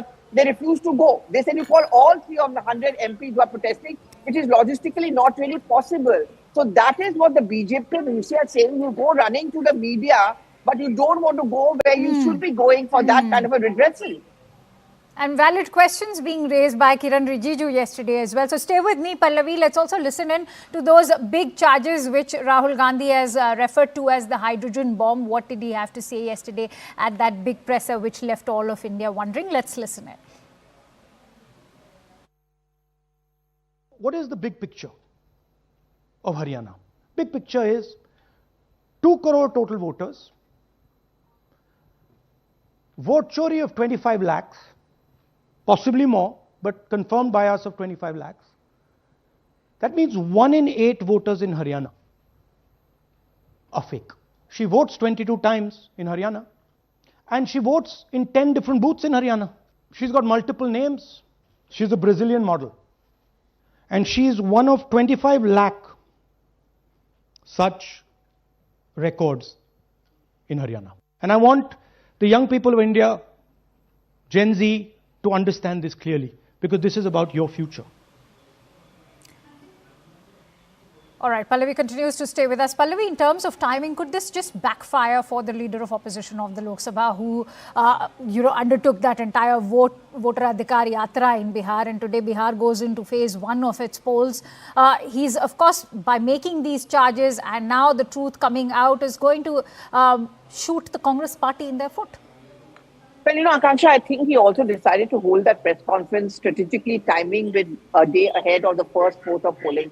See, voter adhikar yatra was Rahul Gandhi's thing, began with Bihar. He went from Sasaram to Gandhi Maidan. That way he concluded it. And, Bihar elections are certainly going to be a test case as far as his whole vote chori narrative is concerned. It's a different issue that its own ally, the RJD, is not very ticked with this idea, at least as far as campaigning or electoral slogans are concerned. But I'm sure in Bihar, it is going to be an important barometer for judging whether Rahul Gandhi's narrative has worked.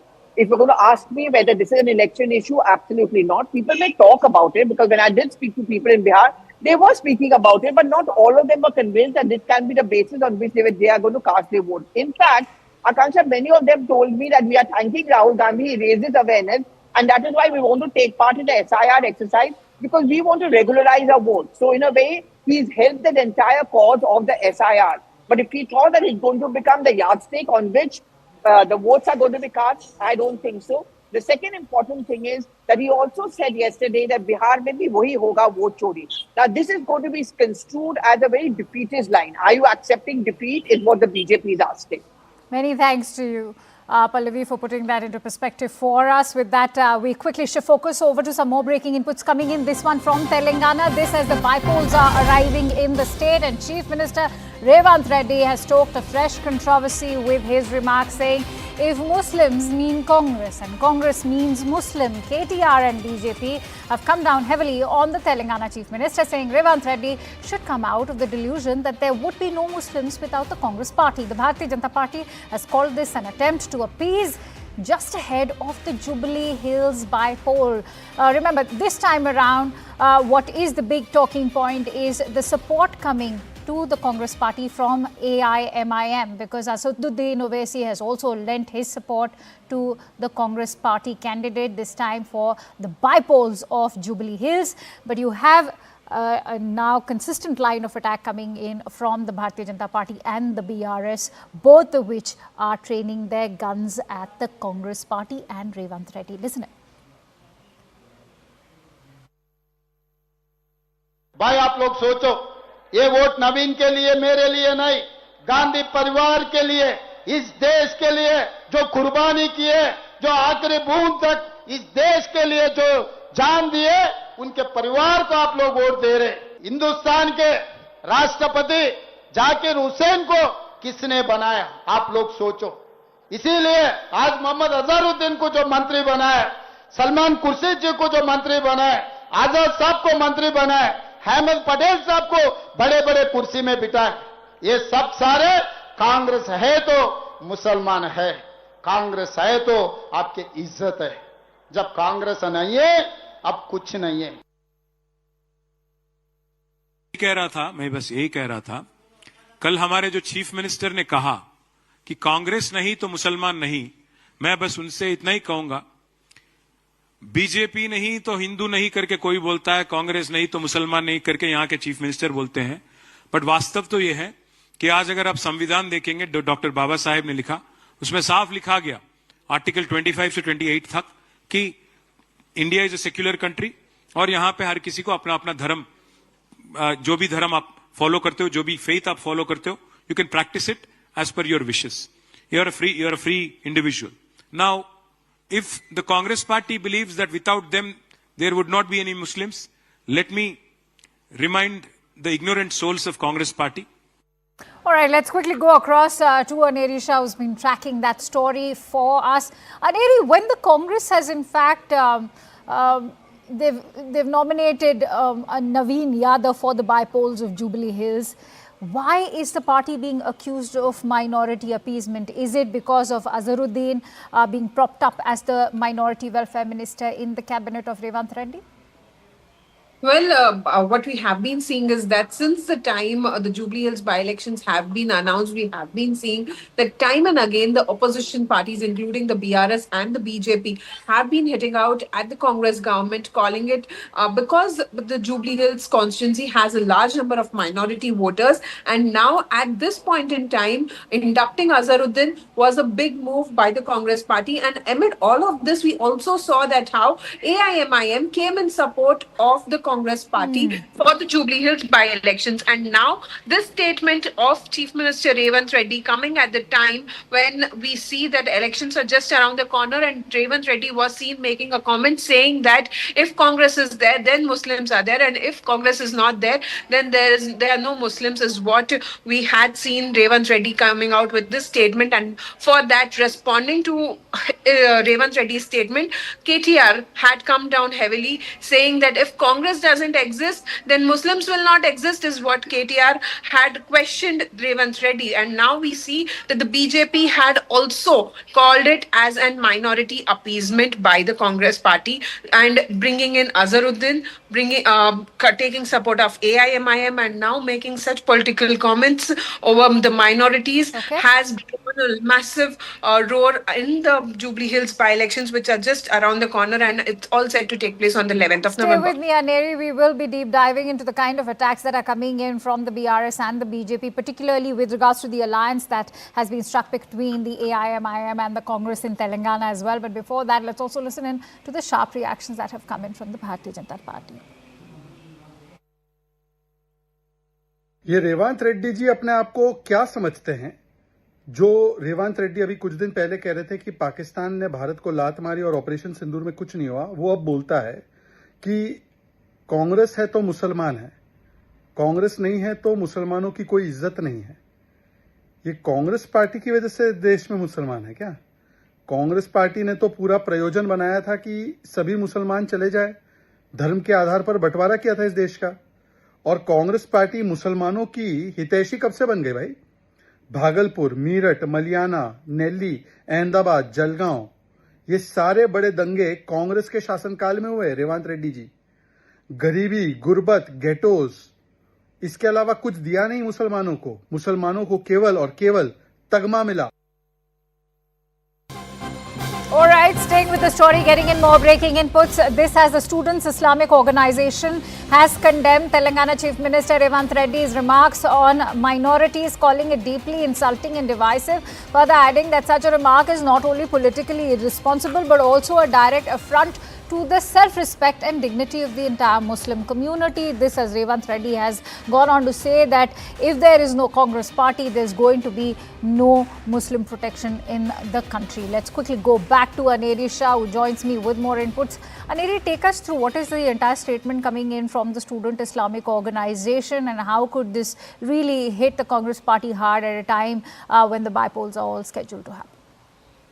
Well, that's right. Now, amid this political controversy, now we are seeing yet another information. What we are getting is that the Student Islamic Organization has condemned the statement of the Chief Minister Revanth Reddy while he was campaigning. He had stated that if Congress is there, then Muslims are there, and if Congress is there, only then they Muslims have respect, is what Revanth Reddy had stated. And now, condemning the statement, we also see that the Students Islamic Organization have stated that it's direct affront to the self-respect of the minorities, and also at the same time they condemn these remarks, and also at the same time we see that they have been calling it as a deeply insulting and deprived statement coming in from the Chief Minister, which is a political statement which was made during the campaigning of the Jubilee Hills by-polls. And also at the same time we are seeing that how there was a political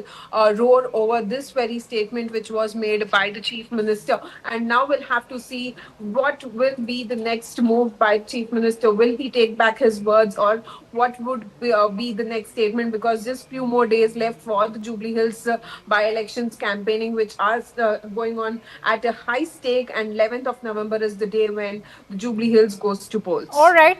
Also, how is this going to go down with a party like the AIMIM AIM, which is also known to be the messiah for Muslims, especially when it comes to the entire region. Having said that, the BJP and the BRS are both attacking this highly unlikely alliance that's been struck between the Congress party and the AIM just for the sake of the by-polls.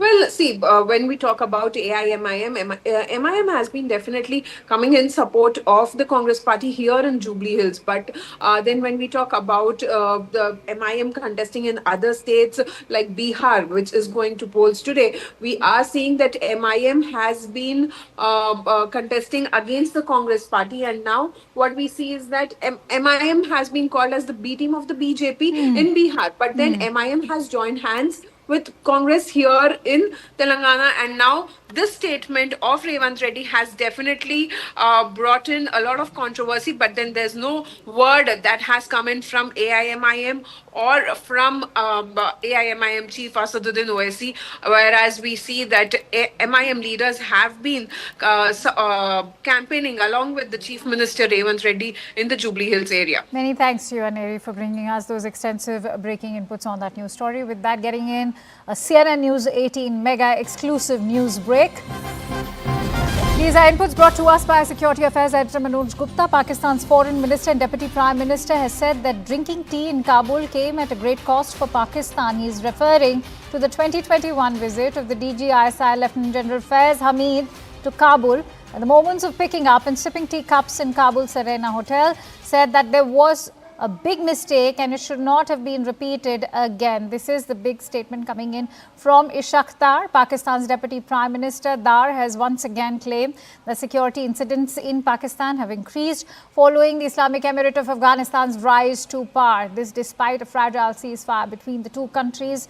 Remember, even as the evacuation of the Afghan refugees is currently taking place, lakhs of Afghan refugees have been shooed away from Pak soil, because Pakistan believes that it is at the behest of the Afghan Taliban that the TTP is continuing to attack the borders across Durand Line. And now in that statement that's come in from Pakistan's Foreign Minister and Deputy Prime Minister Ishaq Dar, he's gone on to say that it was a big mistake back in the year 2021 when he's referring to the visit of DG-ISI Lieutenant General Faiz Hamid to Kabul. The moments of picking up and sipping tea in Kabul Sarairanjan Hotel is the incident he's referring to. Let's quickly go across to Akash, who will perhaps put that into perspective for us. Akash, take us through what happened exactly in 2021 and why is Pakistan so resentful of it? Right. So we all know that how in 2020, it was the then ISI chief, Lieutenant General Faiz Hamid, who visited Kabul then.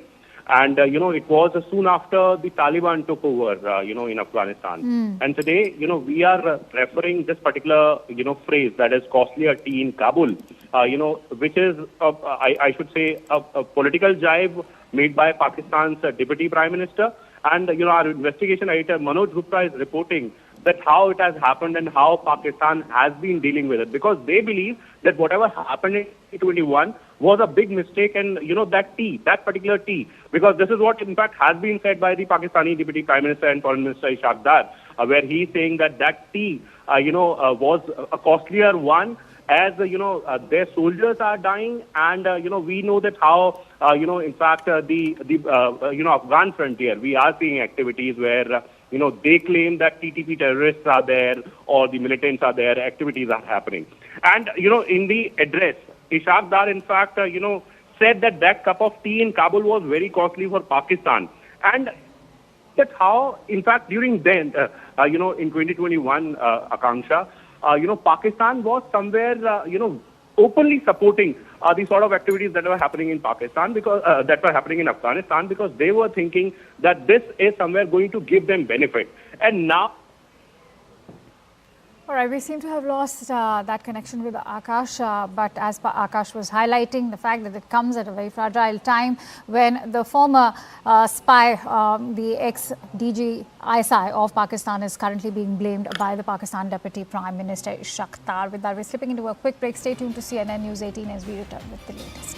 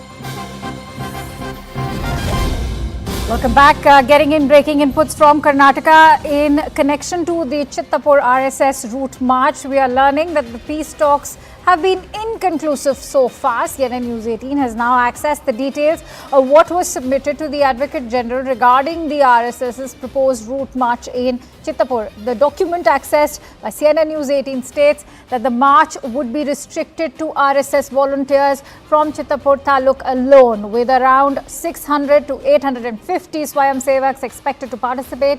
It also specifies that volunteers from neighbouring taluks and the district headquarters have been instructed not to attend the event in the interest of public peace and maintenance of law and order as well. That's a big breaking input that we are bringing to you.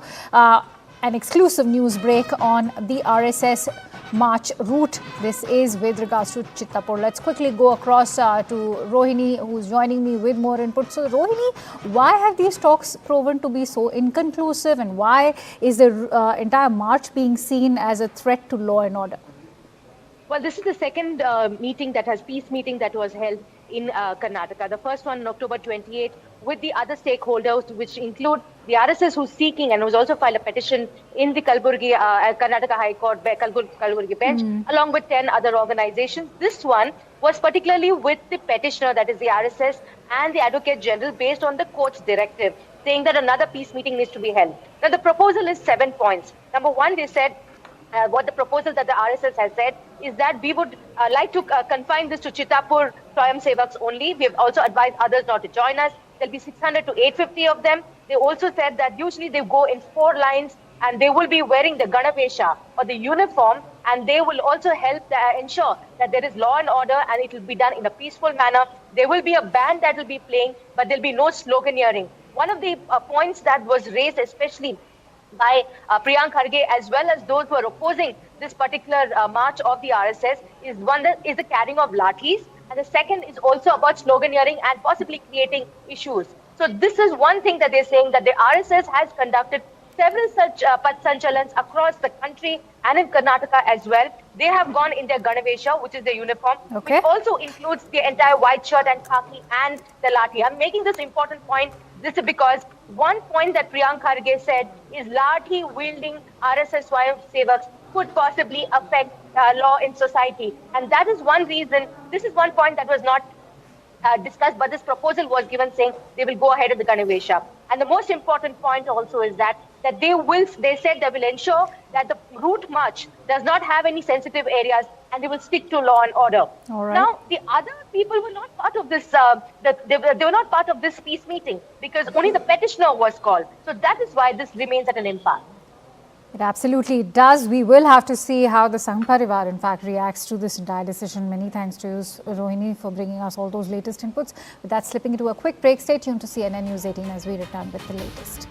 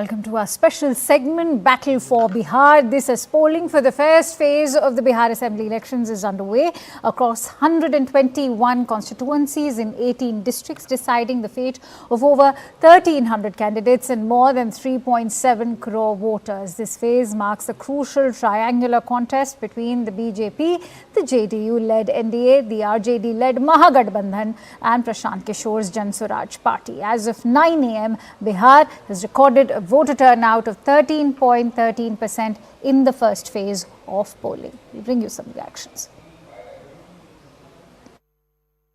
उम्मीद हम लोग जीतेंगे, सब लोग जीतेंगे, बिहार जीतेगा। 14 को नई सरकार मिलने वाली है। उम्मीद हम लोग जीतेंगे, सब लोग जीतेंगे, बिहार जीतेगा। 14 को नई सरकार मिलने वाली है। आज का क्या बड़ा मैसेज है मैम वोटर्स के लिए? वोटर्स के लिए यही मैसेज है सबसे बड़ा कि सब लोग बाहर निकले और वोट करें, बेहतर भविष्य के लिए वोट करें, अपने बच्चों के भविष्य के लिए वोट करें। जिस तरह से डबल इंजन की सरकार ने बिहार को सिर्फ ठगने का काम किया है और वहीं पे महागठबंधन जो तेजस्वी, एक तरफ आप देखिए प्रधानमंत्री कट्टे की बात करते हैं और तेजस्वी नौकरी देने की बात करते हैं, तो बिहार के लोग बहुत समझदार हैं और इस बार महागठबंधन के पक्ष में सब लोग वोट करेंगे। कैसा रहा मैम वोट का विकास का बिहार के जनता से अपील करना चाहते हैं, महिलाओं, पुरुषों से, नौजवानों से कि अपना अपना मतदान करें, अपना अपना केंद्र पर जाए, तो वोट अपना करें, अपना अधिकार समझें। मैं यही दूंगा कि लोकतंत्र का मालिक आप हैं, जनता जो है वो मालिक होता है और आपके पास राज्य में मुख्यमंत्री चुनने का अधिकार है, देश में प्रधानमंत्री चुनने का अधिकार है। अपना मत का उपयोग कीजिए, घर से निकलिए और ज़्यादा से ज़्यादा मत कीजिए और सोच समझ के मत कीजिए। आप देखिए कि पूर्व में जो लोगों ने सरकार में रहे और उन्होंने जो भी घोषणा किया, जो भी वादा उन्होंने किया, क्या वो पूरा किए हैं? और जब वो अगर वो पूरा किए तो निश्चित तौर पर उनके बारे में सोचना चाहिए। यदि अगर वो पूरा नहीं किए हैं तो निश्चित तौर पे आपको ये समझना चाहिए कि उनसे वो काम नहीं हुआ, इसलिए उनको हटाना चाहिए। तो इसलिए सभी लोग ईमानदारी से अपना मत का प्रयोग करें। All right, getting in breaking input, staying on the story with phase 1 of polls underway in Bihar. The RJD has now alleged that electricity is being cut intermittently at polling booths where the Grand Alliance is holding strong positions, deliberately slowing down the voting procedure. And following the charge, the Chief Electoral Officer in Bihar has called the allegation completely baseless and misleading. They maintain that voting is currently on smoothly at all polling stations in Bihar. So the war of words between the Election Commission and the RJD is already underway. But let's quickly go across to Arunima. Arunima, what is the Bihar Election Commission maintaining? A, B, which constituencies are we looking at that have been mentioned by RJD? So RJD is making a wider point. They're saying that consistently, if you see electricity is being disrupted at polling stations, disrupting electricity supply is resulting in overall, voting process slowing down. So one booth that we were reporting from early this morning, that also had some teething trouble when polling began. It had to do with, the voter slip not being present, and subsequently it was resolved after the attention of the Election Commission was brought to it. Now, to tell you exactly what the RJD tweeted, it says प्रथम चरण की voting में के मध्य में महागठबंधन के मजबूत बूथों पर धीमा मतदान करने के उद्देश्य से बीच बीच में बिजली काट दी जा रही है, जानबूझकर स्लो वोटिंग कराई जा रही है. So they have not mentioned any booth per se. They have said that in areas where RJD's presence is strong, electricity is being snapped, and CEO, electoral officer of Bihar, he's responded by saying the allegation is completely baseless and misleading. Voting is taking place smoothly at all polling stations in Bihar. Election Commission of India is following all standard protocols to ensure free and transparent voting. So the Election Commission officials here in Bihar are maintaining that there is nothing amiss, but I can tell you that there were some teething problems in the morning, in the first hour, and overall voting percentage till about 9 a.m. was 13%. It subsequently picked up a little more. The booth that I am in, this is near Raghavpur, which is Tejashwi Yadav's constituency. A lot of people standing here. आप लोगों में से कितने लोगों ने vote दे दिया है? दे दिया है वोट? दे दिए हैं। किसी तरह की कोई दिक्कत हुई क्या? कोई दिक्कत नहीं है, आराम से दे पाए? आराम वोट? से। कहीं कोई बिजली कटने की समस्या? कोई हाँ? नहीं। लाइन बहुत लंबी है क्या? लाइन बहुत लंबी है वोट देने में? लाइन नहीं लंबी नहीं है, इसमें नहीं है। आप जहाँ वोट दिए वहाँ लाइन लंबी हाँ। थी? कितना देर लगा आपको वोट देने में? 2 घंटा। 2 घंटा? अच्छा, आप लोगों ने वोट दिया है? कितना वक्त लगा वोट देने में? 10 मिनट। 10 मिनट। किसी तरह की कोई दिक्कत? कोई दिक्कत नहीं है। So this is rural part of Bihar, like I told you, this is Raghunathpur, just next to Raghopur, from where Tejashwi Yadav is the main candidate. More or less the sense here is that there is not a problem. This is even in the interiors of Bihar, not talking about Patna proper, where voting has been relatively slower at 11% in the morning, but now picking up. Here you see more and more villagers are coming in, so the voting percentage is picking up, and not many of them are complaining that they faced any kind of problem. आप लोगों ने vote दिया? जा रहे हैं vote देने? अच्छा, okay. किसी तरह की कोई लाइन, लंबी लाइन की खबर आई है क्या आपके पास? लंबी लाइन तो है, लंबी लाइन है। कितना वक्त लग रहा है वोट देने में अंदाजन? वोट देने में समय लग रहा है अभी, लग रहा है। अच्छा, सामने वाले बूथ पे बहुत सारा भीड़ है, बहुत भीड़ है, लंबी ठीक। कतार है। अच्छा, हम लोग वहाँ भी आते हैं देखने। So there are mixed responses I am getting on this particular booth. Stay with me, Arunima. Let me quickly go across to Payal also. So, Arunima, very much close to Tejashwi Yadav's constituency of Raghopur.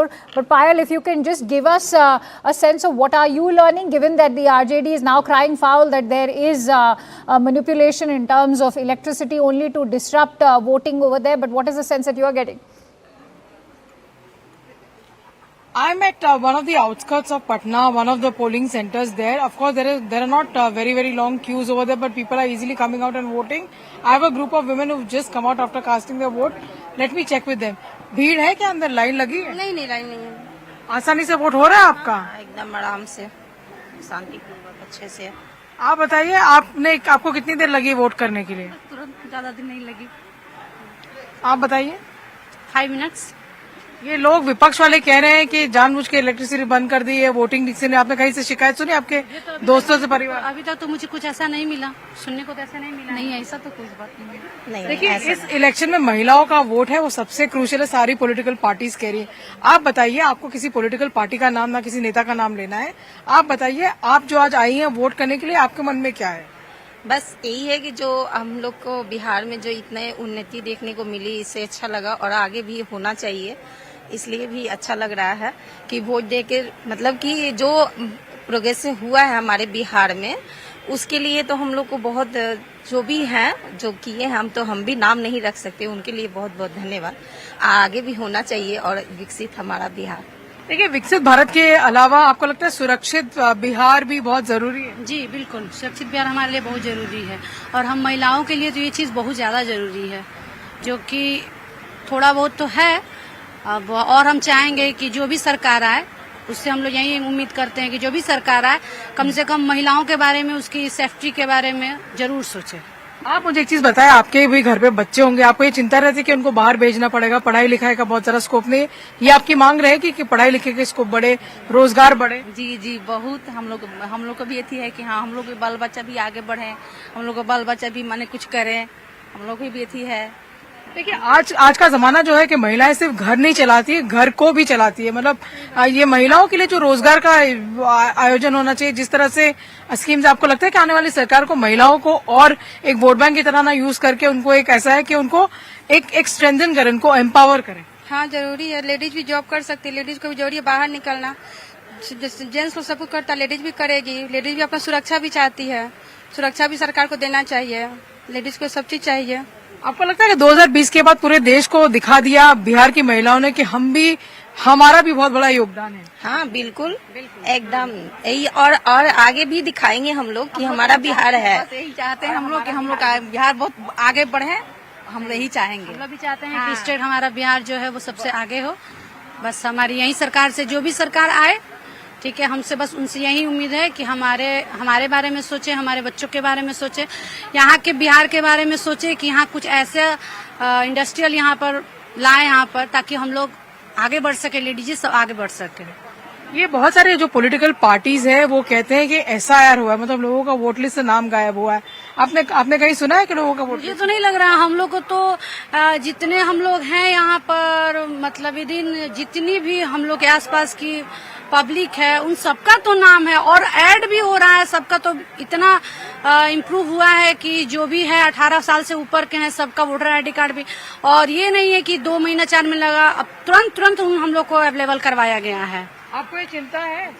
देखिए, कहने वाले तो बहुत कुछ कहते हैं, अब उसको क्या बोलिएगा आप। ये आपने एक बड़ी अच्छी बात कही। दूसरी बात ये है कि आप मुझे बताएं कि आप इस पक्ष में है कि जो यहाँ का देश का नागरिक नहीं है उसको हटना चाहिए वोटर लिस्ट के नाम से, क्योंकि अब ये SIR की एक्टिविटी ये पूरे भारत में होने वाली है। नहीं, ऐसा सही तो नहीं है। लोगों को नहीं बाहर नहीं करना चाहिए। जो लोग हमारे कहने का मीन्स है कि जो लोग का इस यहाँ का है पहचान पत्र, वो लोग को तो यहाँ रहना चाहिए, और जो लोग यहाँ के नहीं उनको हटना चाहिए। लोगों को हटना चाहिए जो हमारे। देखिए, हमारे बिहार में जो भी हैं, जो रह रहे हैं हमारे बिहार में, तो एक नागरिकता के अपेक्षा में तो मैं तो बोलूंगी कि दोनों को ही रहना चाहिए। बट सरकार इनकी करेंगी जो भी, लेकिन इसलिए कि देखिए हम लोग नागरिक हैं, हम लोग भाईचारा अच्छे बना के रखे, ये ज्यादा अच्छा है। जी, धन्यवाद। So these are the voices on ground that you really heard. Akanksha, back to you. Stay with the Payal. In fact, we are getting in more breaking inputs. What we are learning is that the voter turnout as of 11 a.m. has steadily climbed up to over 27%, to be precise, 27.65%. This in Bihar. Remember, till 9 a.m. it stood at 13.13%, and now as of 11 a.m. the voter turnout from Bihar that's coming out is standing at 27.65%. I quickly go across to Arunima for more details. Arunima, what's your assessment of this voter turnout so far, given that we still are left with roughly 5.5 hours of voting, and which district has recorded the maximum turnout so far? Reports indicating, is it Gopalganj? See, Begusarai had a definite edge this morning, and Patna was the lowest, and we're still waiting for more figures district-wise from across the state. But looks like in urban pockets, people took their time, or there were some technical issues which had to be sorted out, and therefore some people had to wait longer in queue. But in rural Bihar, like I was telling you, I'm very close to Tejashwi Yadav's, Raghopur.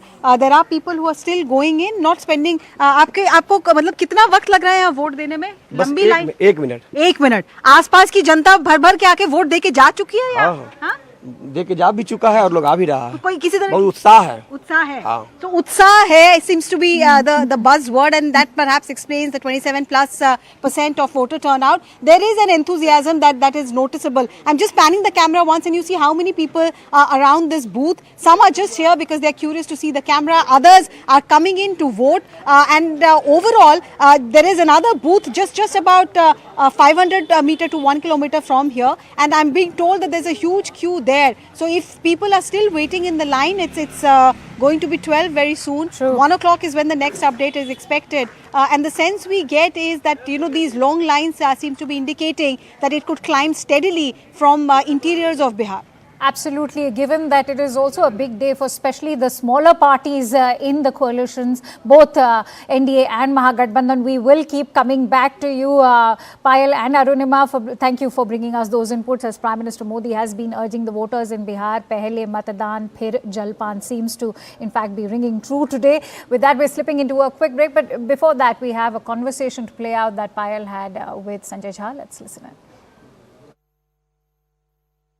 Sanjay ji, बहुत एक महत्वपूर्ण election है NDA के लिए, कितने आश्वस्त हैं आप लोग? हम लोग काफी आश्वस्त हैं, और मुझे लगता है कि हम लोग चुनाव कैंपेन में भी जब घूम रहे थे और आज सुबह से जो लाइन देख रहे हैं या जो रिपोर्ट आ रहा है, ये बिल्कुल लोग मन बना चुका है, और मन ही नहीं बना चुका है, लोग डिसाइड कर चुका है कि फिर से एनडीए सरकार बना। आपको लगता है कि बिहार की जनता को समझ आएगा कि जंगल राज का क्या इम्पैक्ट और गुड गवर्नेंस का? बिल्कुल है, बिल्कुल मार्क डिफरेंस लोग देखता है, और उनको क्योंकि वो देख चुका है, भुगत चुका है, और नीतीश कुमार जी का काम भी 20 साल का देख रहा है, उनके सामने में है ना। हम ऐसे ही आपके कैमरा पे बोल देंगे तो क्यों कोई ट्रस्ट करेगा? वो देखता है कि बिजली मिल रहा है, वो देखता है कि रोड ठीक हो गया, वो देखता है कि महिलाओं के जीवन में कितना बड़ा सुधार हुआ है। और सबसे बड़ी बात कि ये जो डबल इंजन की सरकार है, केंद्र में आदरणीय प्रधानमंत्री नरेंद्र मोदी और बिहार में नीतीश कुमार जी, तो ये लोगों को लगता है कि ये मूवमेंट है बिहार का, ये नहीं चुकना। एक आखिरी सवाल आपको पूछना है कि लोग कहते हैं, सेंटर के लोग कहते हैं कि नीतीश कुमार जी हमेशा बहुत अलर्ट रहते हैं, आज आपसे पूछ रहे हैं कि कितना वोट परसेंटेज हुआ? चेक करवा रहे थे, लाइन क्या है, कितना वोट परसेंट चल रहा है बिहार में, कहाँ क्या है, वो उस एरिया में चेक की, वो पता कर रहे हैं कैसे लोग वोट करने कर रहे हैं। इस समय पोलिंग की भी शुरुआत हुई है, कितने कॉन्फिडेंट है इस बार चुनाव को लेकर? मैं बहुत कॉन्फिडेंट हूँ और मैंने जितनी मेहनत की है मैं उससे खुश हूँ। और आगे जैसे जो होने वाला है, पूरी संगठन मेरे साथ है, पूरे लोग मेरे साथ हैं, पूरी जनता जनार्दन का प्यार मेरे साथ है, जो होगा अच्छा होगा। राजनीति भी आपके लिए नया है, इसके अलावा चुनाव भी आपके लिए नया है, तो कितना मुश्किलें और कितना चैलेंज? मुश्किल और चैलेंजिंग था, लेकिन अब सब आसान लग रहा है। एक तरफ आपके सामने जो अनुभवी नेता हैं, एक्सपीरियंस है, दूसरी तरफ आप क्योंकि बिल्कुल पॉपुलर है, दोनों के बीच में टक्कर माना जा रहा है, तो कितना ज्यादा आप आश्वस्त हैं? मैं बिल्कुल, जो भी होगा बहुत अच्छा होगा।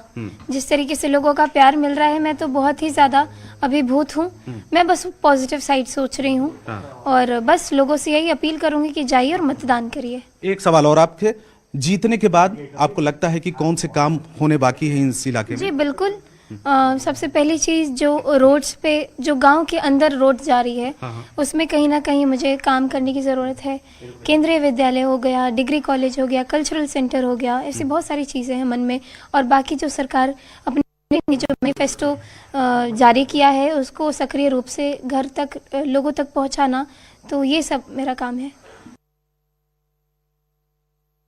मतदाता भाइयों साथियों से आग्रह करूंगा कि अपने सबसे बड़े अधिकार, मताधिकार का इस्तेमाल जरूर करें। जिसके भी पक्ष में करना है, जिसपे भी आपको विश्वास है, जो भी लगता है आपको कि आपके भविष्य के लिए उनका नेतृत्व सही रहेगा, उनको आप चुनने का काम जरूर करें। घर से जरूर निकलें। वोट करने जा रहा हूं, मैं खुद अपने मताधिकार का इस्तेमाल करने अपने गांव शहर बनने जा रहा हूं। All right, from Bihar, let's now shift focus over to the arena of space. This as Captain Shubhanshu Shukla, the first Indian to step aboard the International Space Station as part of Axiom Mission 4 earlier this year, spoke exclusively with CNN News 18's Srishti Choudhary, describing his space journey as truly unforgettable. Listen in to this big CNN News 18 exclusive. Today we have with us Group Captain Shubhanshu Shukla, yes, the Indian astronaut who made a historic mission for India and became the first Indian astronaut to board the International Space Station. Group Captain Shukla, welcome to CNN News 18. It's been months since that historic mission. How do you think it has changed the way people dream, the way India dream? I think in a sense, a lot of ways it has changed. I did not have an idea of how this will impact people back home, but I can say that I'm extremely happy to see how people are excited about this, especially kids and youth. They are so excited about space now. They ask me such, strange and interesting questions. It just shows that their interest is growing and they are reading up on their own. And I think it is a great momentum that we should keep giving wave to, because the plan that we have of becoming a developed nation by 2047 and, precursor to that, a lot of missions that we have, I think getting this new generation excited and wanting to be involved, to be a part of this, I think that is going to be our core strength. So I'm really happy with the kind of excitement that is there in the country. Right, sir. I think the big dream that India has is Gaganyaan, and the preparations are there. Yes, 2 years down the line. How do you think the preparations are going for that? The preparations are going very well. In my talk today as well, one of the key points that I wanted to communicate was that the human space missions are extremely challenging and they're very complex. And I think that is what is to be understood by everyone. So these are not simple things to be done. So it takes time. But I'm very happy to say that the preparations are going very well and we are on the track. And now that we have been a part of a human space mission,